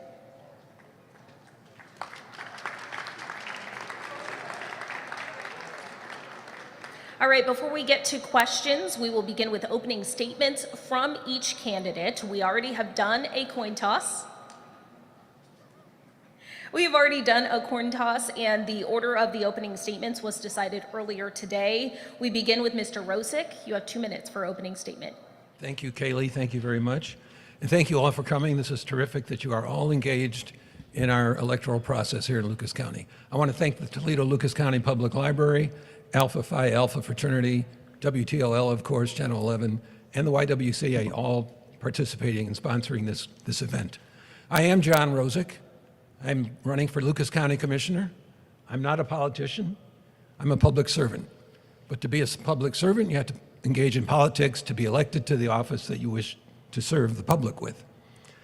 I reside in Waterville, lived in Waterville for over 40 years, grew up in Lorain, Ohio, about 90 miles east of here, and I went to college at Case Western Reserve University, graduating with a degree in accounting. I've been engaged in public service. Really, I was thinking back, and believe it or not, in first grade, I was elected to student council. First grade, that's a few years ago. And it seemed like every year after that I was on student council. So my public service really started at that point. But my real public service started when my children were growing and I was asked to coach youth soccer. I knew nothing about soccer, never had seen a game of soccer. But our kids had a lot of fun, they had a great experience, and some of them went on to play in high school and college. Then I was engaged in school initiatives for the Anthony Wayne school system, ultimately became a member of the Board of Education at Anthony Wayne for 8 years. Later, I was elected to Waterville City Council starting in 2014, currently in my 11th year on council. So I have great experience in local government as well as the private sector, as well as charitable organizations. I'm an attorney at law with 40 years of experience, currently managing partner for my firm. I married my high school sweetheart 50 years ago. We moved to Toledo so I could attend the great University of Toledo Law School. And we've stayed here ever since because we love Toledo, and that's why I'm running for county commissioner. Thank you very much. Mr. Rosick, thank you. Now we go to Commissioner Lopez for your opening statements. You have 2 minutes. Good evening, Lucas County. My name's Anita Lopez, Lucas County Commissioner. I'm asking for your vote in November for Commissioner. I am fortunate that I've been born and raised in Lucas County my entire life. I attended Central Catholic, and I also attended the University of Toledo undergraduate and law school. I am proud to be a Rocket. Most importantly, at the age of 14, my father lost his job due to his disability. That is when I realized at an early age that government does make a difference in your life. The decisions of government can make or break a family. That's why I decided to run for office, stop practicing law, and want to make decisions that impact and make Lucas County better for everyone. I've been fortunate to be your county auditor for the last 16 years. You know my passion, how tirelessly I worked for you. When we were facing a recession, I worked with businesses and citizens to make sure that they could keep their home. When I was 14 years old, my father said, whatever happens with my job, we have to save our home. And the mortgages and taxpayers' dollars that we had to give to keep our home allowed me to understand that we must be conscientious of what's happening in Lucas County. One, we have to focus on jobs. We have to focus on retaining and creating jobs. I know personally, when someone loses a job or does not have a good paying job, it does matter to the family. Second, our spending. As county auditor, I saw and heard every day citizens concerned about the spending of county government. I can bring fresh eyes and fresh energy to Lucas County. Thank you very much, and I ask for your vote. All right, thank you both. I will remind you, we will get to the questions in just a second. You have 2 minutes for your answer, and then you will have 1 minute for a rebuttal. Okay, we will start with you, Mr. Rosick. Public servant, not a politician. That is on your website. That is what you just said in your opening statement. But the next sentence in your website, you write you've been a part of the Anthony Wayne Board of Education and are currently a member on the Waterville City Council, both elected positions. So our question to you tonight is, what is the difference? Does that not make you a politician having to run for these? Caylee, from the standpoint that we have to run for office to be elected to serve in that office, yes, I guess I am a politician, only to that degree. The Anthony Wayne School Board is basically a volunteer position. It's deemed to be volunteer by the Internal Revenue Service. We had very little stipend as a school board member, so really you're volunteering for a public service. Waterville City Council, similarly, although the stipend's a little bit larger, but really not enough to live on. So again, it's a volunteer position, But it is politics. I did have to run for office both times in order to serve. This position is actually a full-time job, so it's a little bit different than those. And it does have that aura of being a job and a career in politics. I am not a career politician.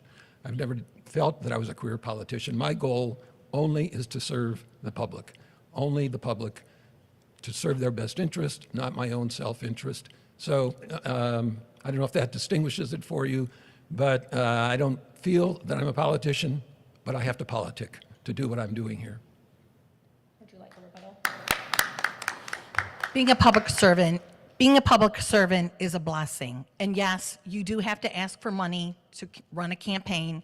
You do have to lobby for endorsements, and that is part of the process.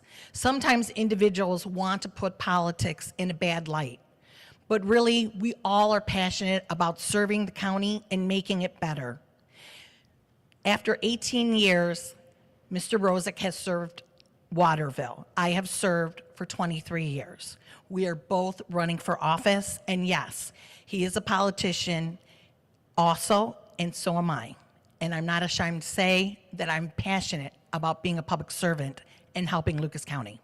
Commissioner Lopez mentioned your name. Would you like a rebuttal? 30 seconds, please. Just a couple of things, Caylee. First of all, thank you for looking at my website, which is johnrosick.com. I appreciate that you've been that thorough. I agree with what she said. We have to be politicians in order to serve the public, but my goal is public service, not politics.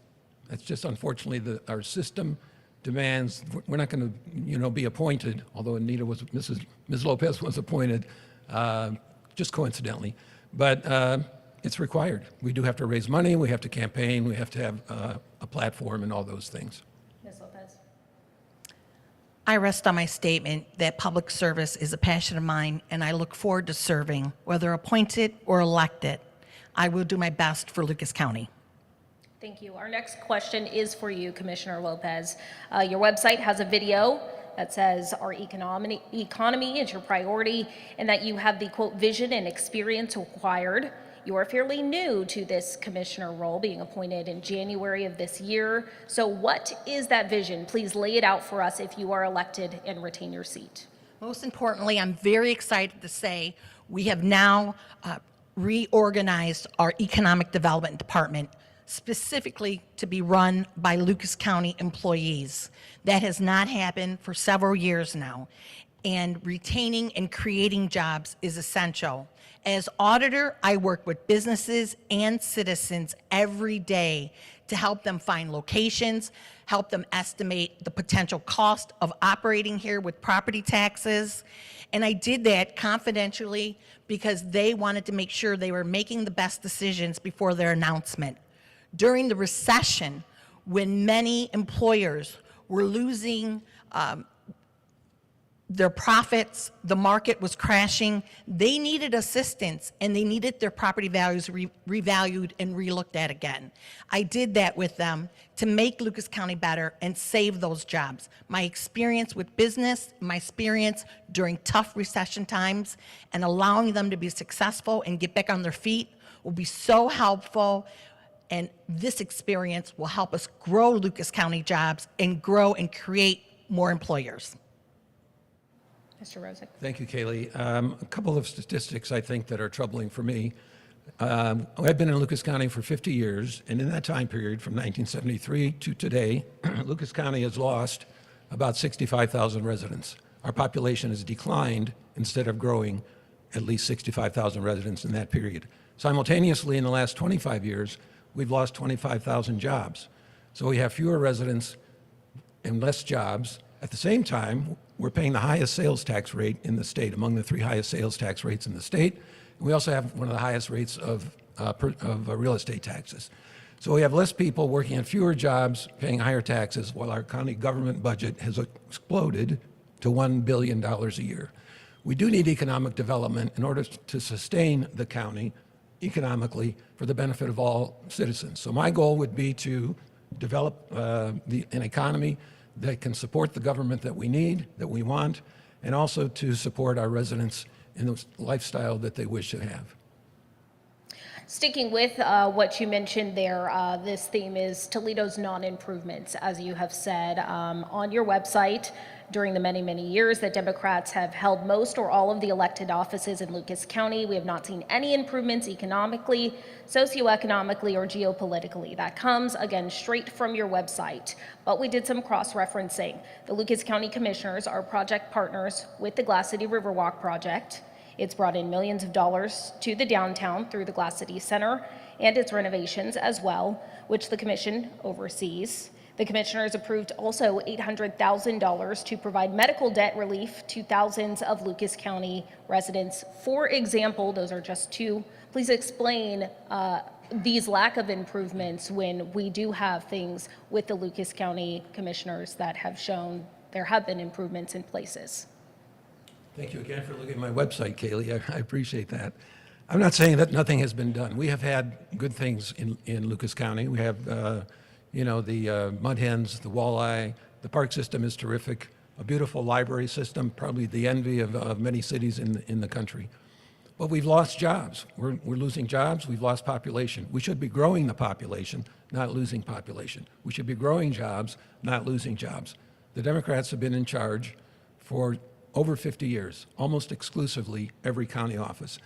Why that is, I don't know, really, but it shouldn't be that way. We need to have some competing visions for the county so that we can develop more jobs, can have economic development within the county so that we all benefit appropriately from those attributes that we have.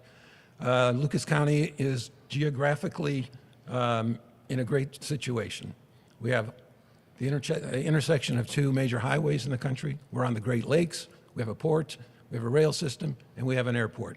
Underutilized, but an airport nevertheless. And so all of these things, all of these attributes of the county, I believe, have not been used to their fullest potential. So when I say there has not been, I forget my exact language, Katie, but has not been geopolitical or social growth, I think it's true in general. There have been isolated instances, the park system being one, where there has been development. But those developments don't necessarily bring jobs. They do benefit the people that live here currently, but not generating job or economic growth. Commissioner Lopez. Lucas County faced some of the toughest challenges with COVID and the recession. And the fact that we are still moving forward is one of the reasons why I wanted to leave the auditor's office and join the commissioners to create the growing population we need and also obtain the jobs and help businesses grow. That is why being a commissioner is so important, to have the experience and knowledge of the county and also being able to have the experiences with the businesses. We may be all three Democrats, and we are proud of that, but we are three different individuals. Lisa Sebecki is from Missouri. She served the military. She is dedicated and a strong leader. Pete Gherkin is a strong union leader, and he worked on his feet in a plant, and he relates to many citizens in Lucas County. And myself, as a lawyer and a lifelong citizen of Lucas County, together the differences we have are great to make this county better. Commissioner Lopez, we will stick with you for the next question. You became a commissioner roughly 10 months ago. A few months after your appointment, details came out about workplace harassment and bullying, and with you agreeing to participate in training and the commissioner settling with your former assistant. So our question tonight is, what are you doing to ensure currently and in the future that something like this doesn't happen again? And what would you say to voters who are concerned about something like this happening if you are elected? First and foremost, I took responsibility for my actions. It acknowledged that I must do better. I also realized that under stressful times, I can react unprofessionally. And I knew that I needed to make sure I work on that, and I have been working on that, and allowing myself to have the time to rest, to have the time to reflect, and not overwhelm my staff with my high-paced drive that sometimes I am working tirelessly to make Lucas County better. But one thing I know for sure, and what I learned from this experience, that incident is part of the past. And those distractions cannot be allowed. And I promise to all Lucas County citizens that I am ready to work tirelessly for you, for the betterment of our entire county, and I have the experience and dedication to do so. Mr. Rosick. Thank you, Caylee. That's a very concerning situation that developed earlier this year, and I appreciate, excuse me, Ms. Lopez's candor with regard to what happened. But I am concerned about this, and that is that the county hired an investigator to look into the situation, produce a report. The investigator was hired by the county attorney, and then the attorney for the county hired a local attorney to investigate the situation. A report was issued, but we never saw the full report because it was redacted or edited. So we really don't know exactly what happened in that situation, what all the facts were. I can only relate to the facts based on the limited information in the report. But two things came about. One is that there was enough suggestion in the report to say that perhaps Ms. Lopez was requiring her administrative assistant to work on her campaign during county time. That's against the law, of course. And the other is we really don't know what all the elements were of the determination that there was abuse or harassment in the workplace, a violation of county policy. So I think the county commissioners investigated themselves, developed a report investigating themselves, and we don't have really all the facts. Thank you. Commissioner Lopez, would you like 30 seconds? Again, that report has been released. We cooperated with the investigation. I cooperated with the investigation, and I'm proud that I was cooperative and honest throughout the process. There is moments in time when many of us do not do everything right, and I hope that the Lucas County citizens realize that that short window in time is not a reflection of what I have done in my past career as Lucas County Auditor and serving you to the best of my ability. And I ask for your vote in November. Let's go to Mr. Rosick now. Let's talk about your career as a lawyer. You have 40 years of practicing law. It is not uncommon for people to not trust lawyers the same way that they maybe won't trust politicians. What, from your experience in law, would make you a good commissioner, and how would you ensure that the people trust you if you were elected? I don't know, how do I answer that? I mean, I've never been untrusted, I guess. I've had great relationships with all of my clients. Some people call me Honest John, believe it or not. And that's what I am. An attorney owes the highest duty of trust and confidentiality to all of their clients, and that's what I engage in. My wife doesn't even know what I do every day because I won't talk about what's happening with my clients. And likewise, I'm on Waterville City Council, and we have an executive session. And I go home and say, well, we had an executive session, and that's the end of it. I don't tell her what we talked about in executive session because we have a duty of confidentiality, which builds trust. If I talk too much about things that are going on, I won't be trusted, I won't have clients. So as a lawyer, yes, trust and confidence, extremely important. As an office holder, I don't want to call myself a politician, but as an office holder, likewise, very important to have trust and confidence of the public in everything that we do. The first part of that question was, from your experience in law, what would make you a good commissioner? Oh, what would make you a good commissioner? Well, in my experience in law, my law practice is just about everything except litigation.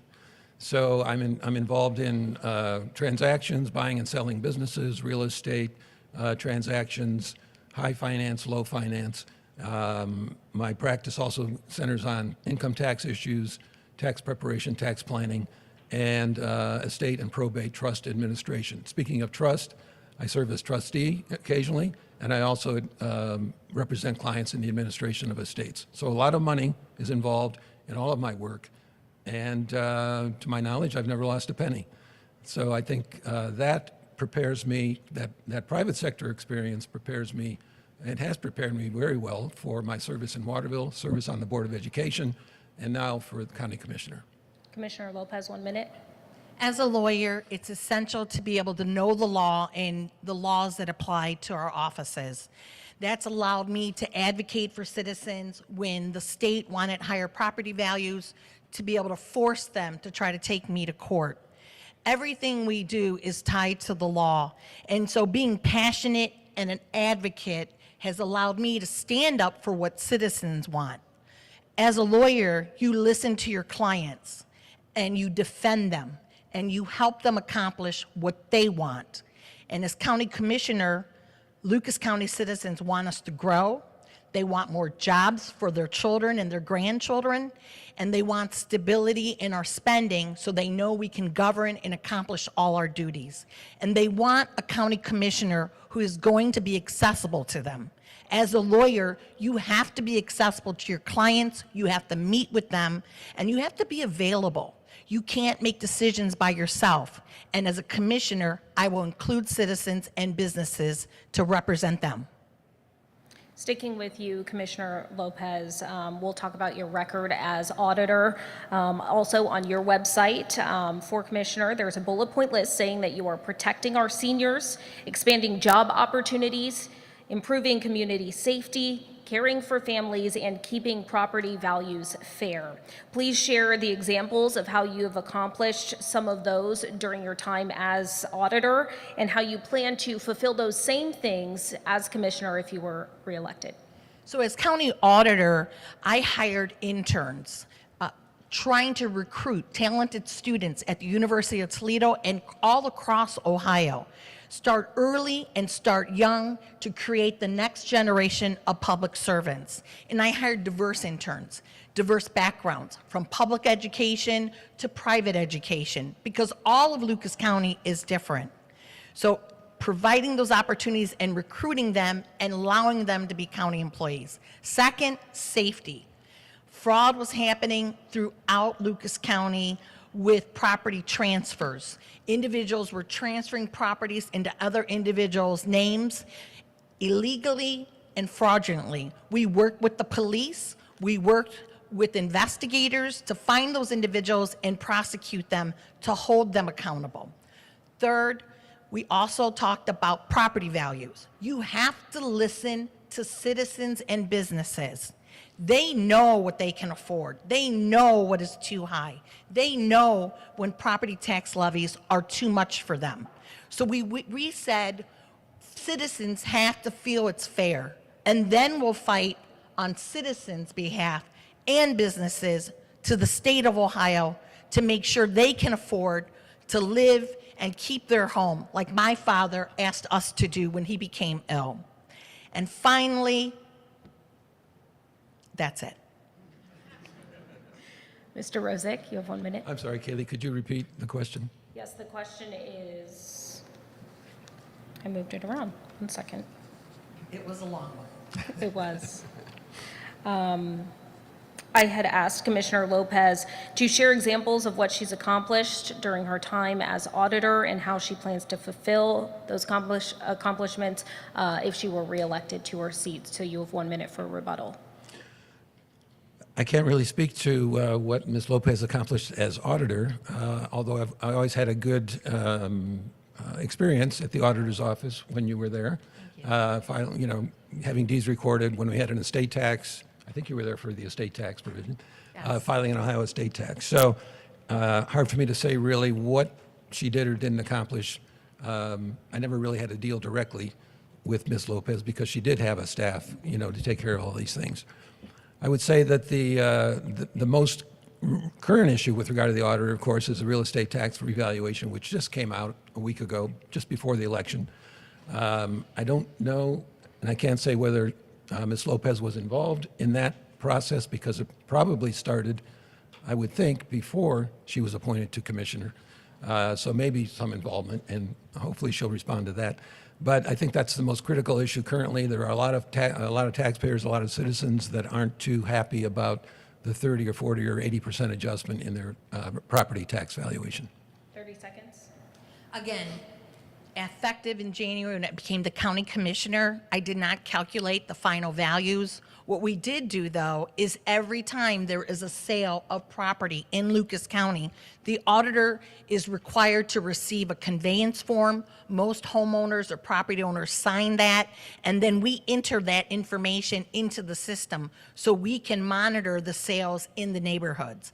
After that, though, the new calculations were completed by the new auditor.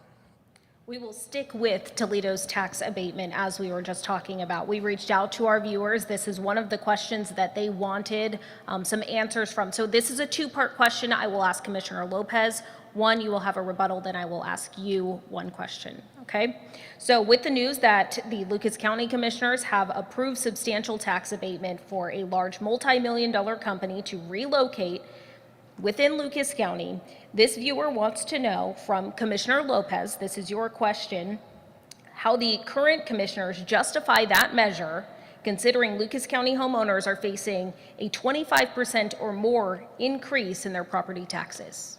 First of all, vote on what you think you can afford. The reality is the state has given less dollars, the state of Ohio leadership has given less dollars to our local government fund while their rainy day fund grows. Also, appeal your property value. As auditor, I encouraged all of you to participate in the process. Call, email, write, and do not let this opportunity go away. You also have another opportunity to appeal your property values. If you don't communicate and let the state of Ohio know that these property values are too high, then the current county auditor does not have the evidence to fight on your behalf. When it comes down to supporting businesses and citizens, I know how much taxes have hurt families. I know personally, my father was worried about taxes and losing our home. So we will work on controlling our spending. We will work on partnering with businesses like Yarder so that we can create more jobs and high-paying jobs so that citizens can afford those property taxes. But when those levies come to us, we will question and we will reflect the economy. We will consider the inflation to see if it is appropriate for us to put it before the voters. Would you like a rebuttal? Sure, thanks, Caylee. Lucas County does have some of the highest real estate taxes in the state of Ohio, and as I said before, we have almost the highest, there's only 2 or 3 ahead of us, sales taxes in the state. The request for a levy to be placed on the ballot for many of the elements of our county government do come before the commissioners for approval or disapproval. And so many of the institutions, many of the services that we have in Lucas County are supported in part or in full by the taxpayers through levies and perhaps through bond issues. I think I just only would question why all of a sudden, after 50 years, the county commissioners would be a little more circumspect in approving levy requests now, whereas in prior years, again, when it was controlled by the Democrat Party, those levy requests always went before the voters. Now, the voters have a chance to vote yes or no, of course, so they don't have to approve what the commissioners do, which is the beauty of our system. I will ask you the question that we had. If you feel that you don't want to answer it or you already answered it, we can move on from it. But this viewer wants to know how you would have handled this if you were a commissioner. How we would have handled The tax abatement. Oh, the tax abatement. You know, tax abatement is a sticky wicket in economic development. It has some fans and it has some opponents. And it's a difficult process. When we're dealing with tax abatement, we have to make sure at least one thing takes place, and that is that the schools are made whole. And generally, through a tax abatement, the general tax collection may be minimized, reduced, or deferred, but the schools always receive, or always should receive, a payment to equalize what the schools would have received if the tax abatement had not taken place. So it's difficult. You really have to look at the benefit of the development to see if the benefit supports the thought of abating the taxes to whatever level the taxes would be abated. Every new development doesn't want to pay taxes, generally. And so to the extent they can reduce taxes through an abatement, through a minimization, through a deferral, we would have to look at that to see what the overall benefit to the county is by the abatement or reduction in taxes. But again, the schools had to be made whole, and any other reduction in taxes would be deferred or never collected, just depends on the abatement. But it is a difficult issue, and there's a lot of balancing factors to take into consideration. 1 minute for rebuttal. It's not difficult. Tax abatements help keep jobs, helps create jobs, and helps expand businesses' opportunities. One of the best tax abatements that happened in our community was the Jeep plant. Without Jeep, we would have lost hundreds and hundreds of workers. It would have trickled down to their suppliers. It would have impacted Dana.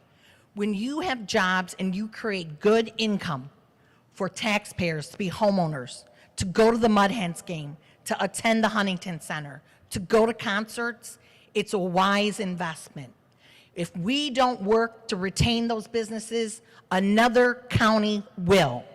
And we will make our schools whole, when we finally get the state of Ohio and the monopoly at the state of my opponent's party finally giving dollars back to public school systems, supporting our local governments, instead of us having to go back and ask taxpayers every year for more money. The state of Ohio and the current leadership since 2011 have kept dollars in Columbus and not home to us.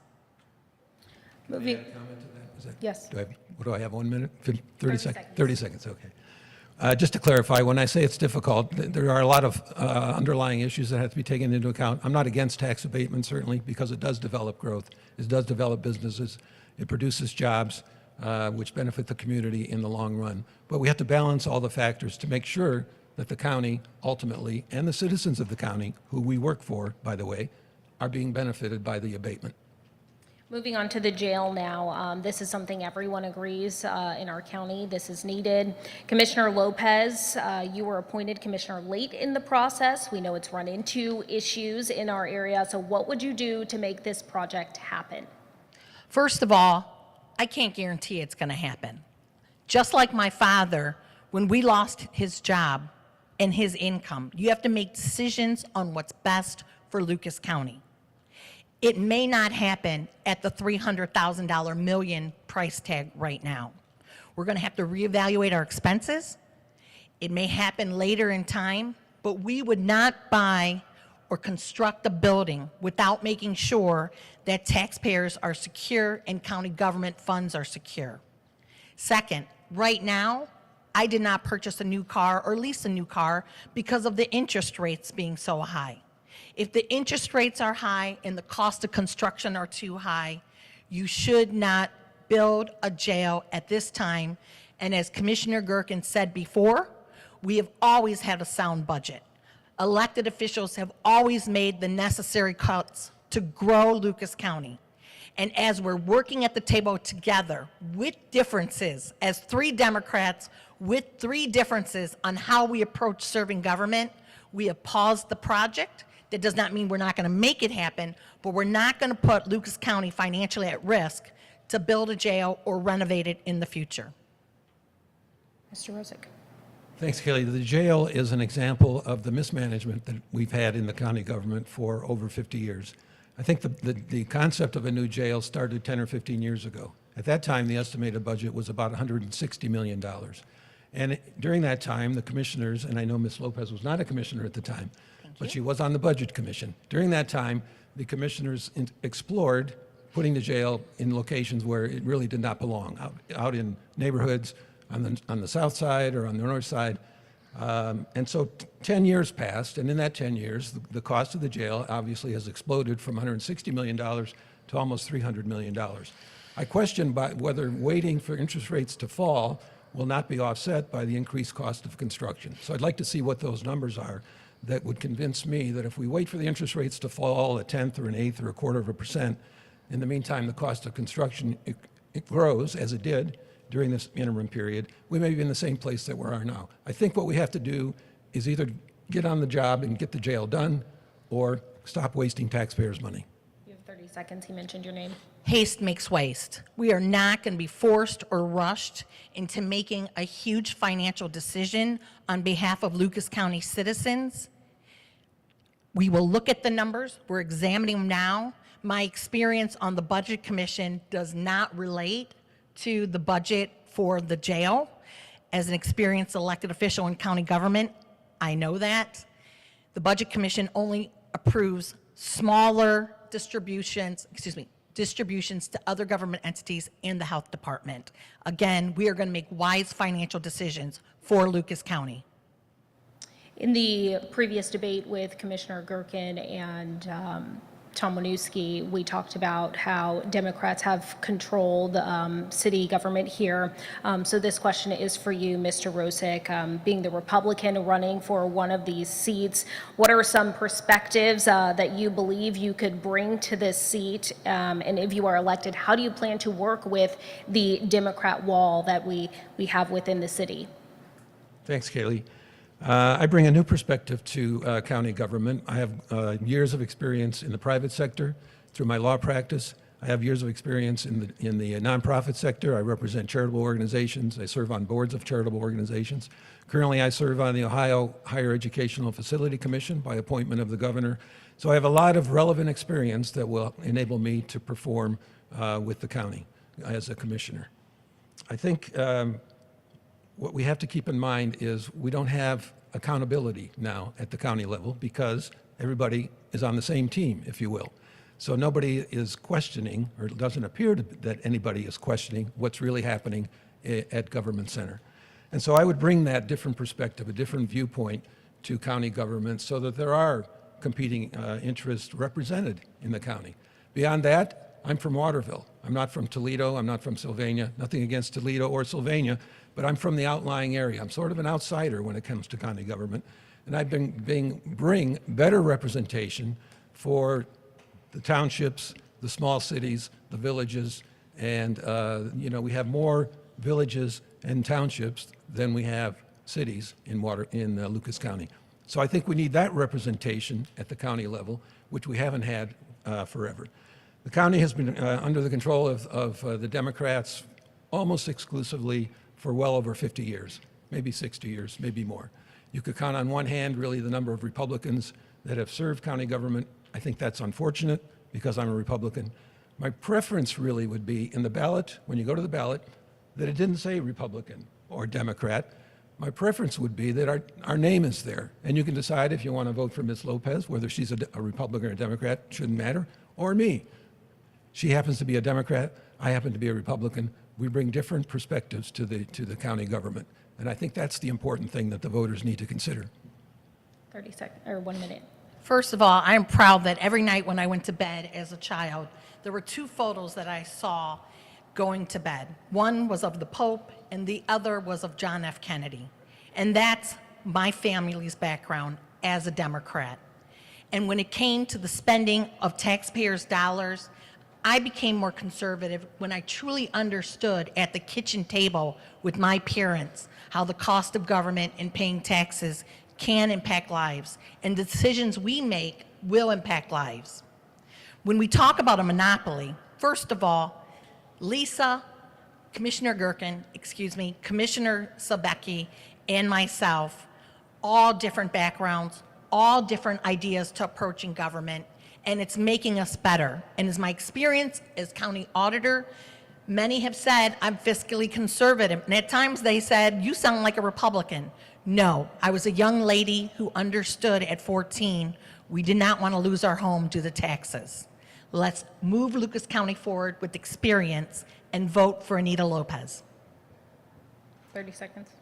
I would just say, Ms. Lopez mentioned her upbringing. I was raised by a single parent for most of my childhood, and so I'm familiar with the struggles that are involved in a family with a single parent. So don't equate me with what you deem to be the Republicans who live on a golden hill in some expensive village. I'm a regular person.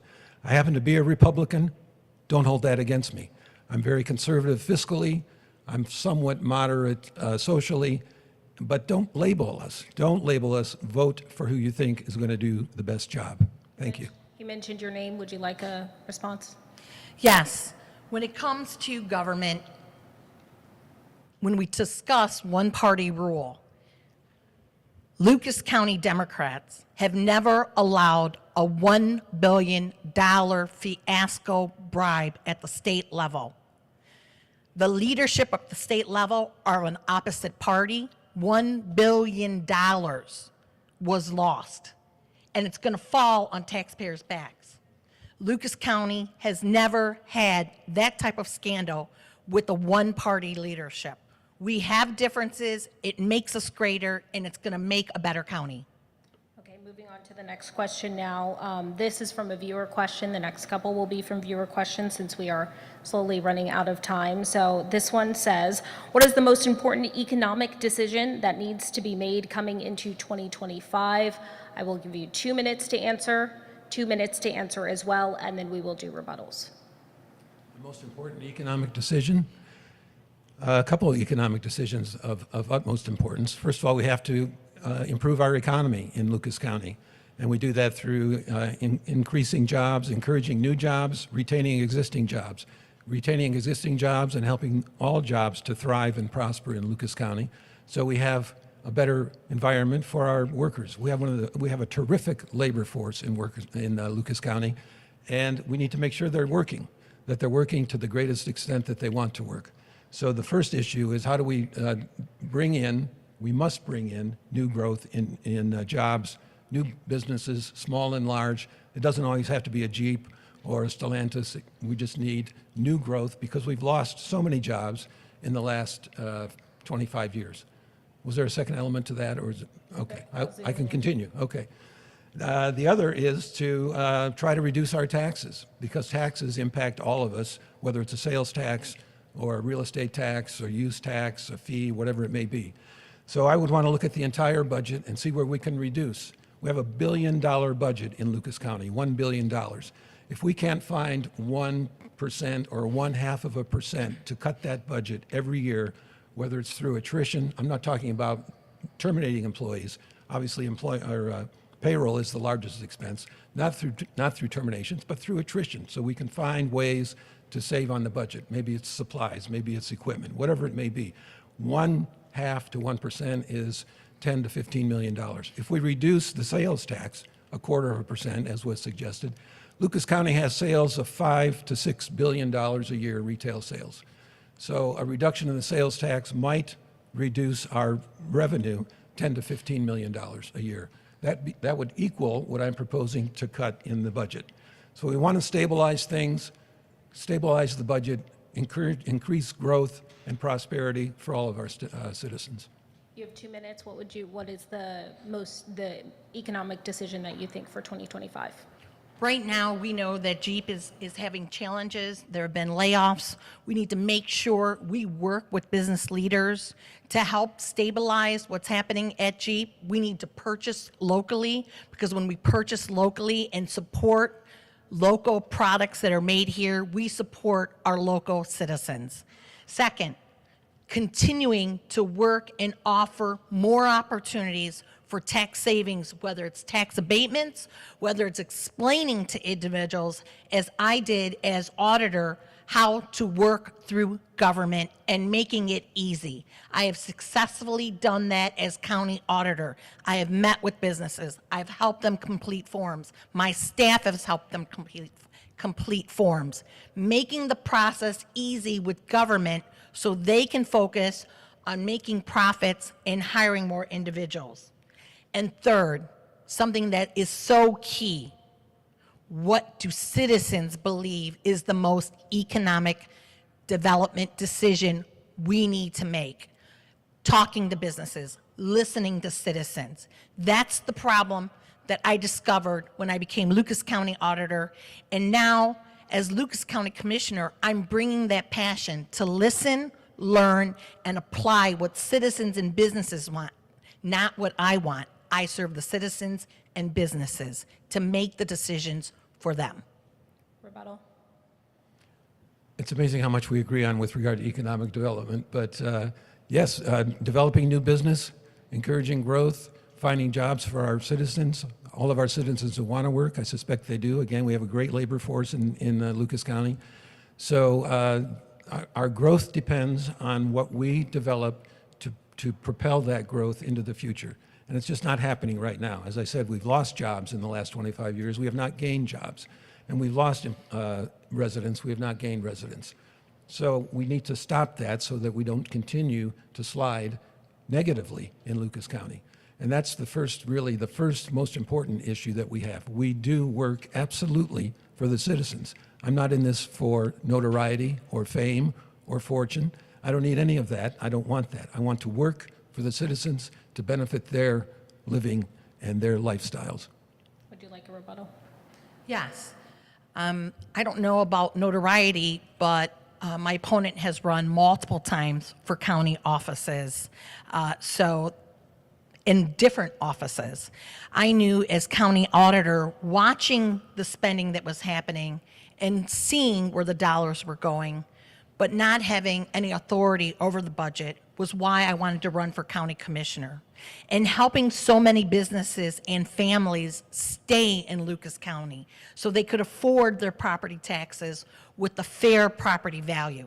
I look forward to the new leadership that we have. Lisa Sabecki, Commissioner Lisa Sabecki has only been there 18 months. I've only been there 9 months. And Commissioner Gherkin, who is the longest serving commissioner, has wisdom on operations, but opportunities to learn from a younger perspective, and a strong military background from Commissioner Sabecki, who at times puts us in check to move forward and make great decisions for Lucas County. I did run for county office a couple times. I ran for county treasurer and Lucas County recorder. And I did that so that the citizens would have a choice, whether they wanted a Democrat in the position or a Republican. Some people said I took one for the team because it is very difficult, as we all know, for a Republican to win in Lucas County. But I did it nevertheless. I'm proud of that, even though I was not successful. We did all we could. We ran one race during COVID, which was nearly impossible to get out and talk to people. And then a couple of years ago, I ran for county recorder. So I don't think that's a negative aspect. I've had that experience. I certainly was overqualified, in my opinion, for both positions. But, you know, the voters spoke, so that's all we can do. If you don't run, you can't win. And so here I am running for county commissioner. And I did it then, and I do it now because I'm proud to offer myself to serve the community. Moving on to the next question. This one is for you, Commissioner Lopez. What are you doing about the situation with the Latino immigrants who are arriving in our country and in our county? And there is a huge demand for help to support these new families. So what are you doing and what do you plan to do if you were to keep your seat? First of all, when my grandmother came in 1917 from Mexico, she created a new path for our family. And I'm proud to say that my father decided to stop being a migrant worker and live here in Lucas County. And today now, his youngest daughter is a licensed attorney in the state of Ohio, educated right here in Toledo, and now your county commissioner. We need to make sure, first of all, I'm a lawyer. I uphold the law. We must make sure we're processing everything legally for them. We're helping them legally find jobs and not being used under the table employees, being abused by companies who want profit at all stakes and not being paid properly like all other employees in our country. And third, we need to make sure that they are committed to investing and being the best they can be in Lucas County. My priority, though, right now is to make sure we continue to grow Lucas County, create more employment opportunities, and be accessible to all citizens, regardless of their background, to help them pick Lucas County as their home. 1 minute for rebuttal. Thank you. You know, coincidentally, all of my grandparents came here in 1916, 1915, 1914. 2 from Croatia, that's why I'm Rosic, and 2 from Italy. And so they came legally. They came through Ellis Island, went through the whole process, went to Pennsylvania, ultimately landed in Lorain, Ohio.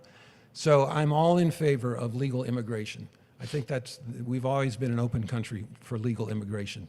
It's the immigration that isn't quite legal that bothers me. And at this point, the border has been opened so wide that we don't know who's coming here legally or illegally, who's presenting a problem for the future and who isn't. So we need to get control of that. I believe Lucas County is a welcoming county, not a sanctuary county, but a welcoming county, which is a little different than sanctuary, but it has that aura of, come on, we're ready for you, bring us everybody you want to have here. Well, we can't do that. We can't have totally open borders. Every state now in the country is a border state, although most coming in are coming through the south and some through Canada. So yes, legal immigration, absolutely. I'm a lawyer also. We follow the law, and that's what we need to do. All right, that is all the time we have for questions. Each candidate will now give closing statements. Like the opening statements, the order was determined by a coin toss. So we will start with Commissioner Lopez. You have 2 minutes. Again, I would like to thank everyone who hosted this debate, the Toledo Lucas County Library, the Alphas, WTOL, and also the YWCA. Thank you so much for hosting this event. We appreciate being able to give citizens an opportunity to listen and learn from each of us. I'm very excited to serve as county commissioner. I know I will do better. I know I will make a difference in making the lives of citizens and businesses better so we can grow, create more jobs. And what I love is seeing the families that grow, that stay here for generations, that leave an impact in society. That's what I want to be part of. I know with my experience as auditor and many of you who I've helped through the years, whether it's a homestead application, whether it's a dog license application, vendor's license, you know I'm on the front line helping you every day, and I continue to do that as commissioner. Many times people are so surprised that I pick up the phone and call them directly and listen to them. Businesses, CEOs. I am a tireless worker and I'm passionate for Lucas County because Lucas County government was great for my family when we needed help, and then when we continued to succeed, we wanted to give back. I want to thank my mother, who's 86 years old right now, who has made me strong, passionate, and yes, at times challenging, but she's made me strong, and my father, who realized that Toledo, Lucas County, was a great place to live, grow, and get strong. Thank you. Thank you, Commissioner Lopez. We now will hear from Mr. Rosick. You have 2 minutes for closing statements. Thank you, Caylee.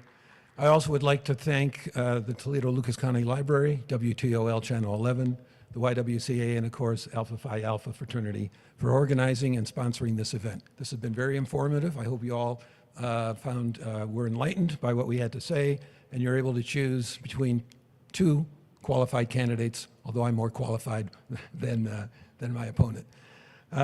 Lucas County must take steps to stop its slow, steady decline, which we've experienced over the last 50 years due to one-party management of our county government. And we need to do that because we need a different voice, a different vision on county government.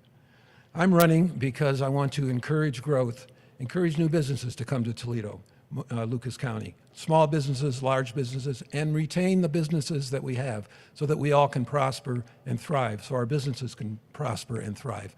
We have a great workforce in Lucas County, and we should capitalize on that. We also have great attributes in Lucas County, the highways, the lake, the airport, which is terribly underutilized, and we also have organizations that can work together with the Lucas County government to propel us into the future. We have chambers of commerce in almost every community, the Regional Growth Partnership, the Port Authority, Downtown Development Corporation, all these organizations, we need to get them together if we can and develop the ideas that will take us forward as we propel ourselves into the future. I'm running because Lucas County needs new accountability at county government. We need a new vision. We need to restore ethics and restore accountability and transparency at county government. We need to restore integrity, and we need to have a vision for the future. I'm running really because I simply love Lucas County. Thank you very much. Thank you, Mr. Rosick. Thank you, Commissioner Anita Lopez. That is all the time we have. Again, we want to thank both of you, and we also want to thank Commissioner Gherkin and Tom Winooski as well for their previous debates earlier tonight. If you missed any part of this commissioner debate, we will post it on our WTOL 11 YouTube channel. And a reminder, early voting is going on right now. You have until November 5th Tuesday. That is the last day for you to vote. That is Election Day. I'm Caylee Kirby. Thank you for watching. Good night.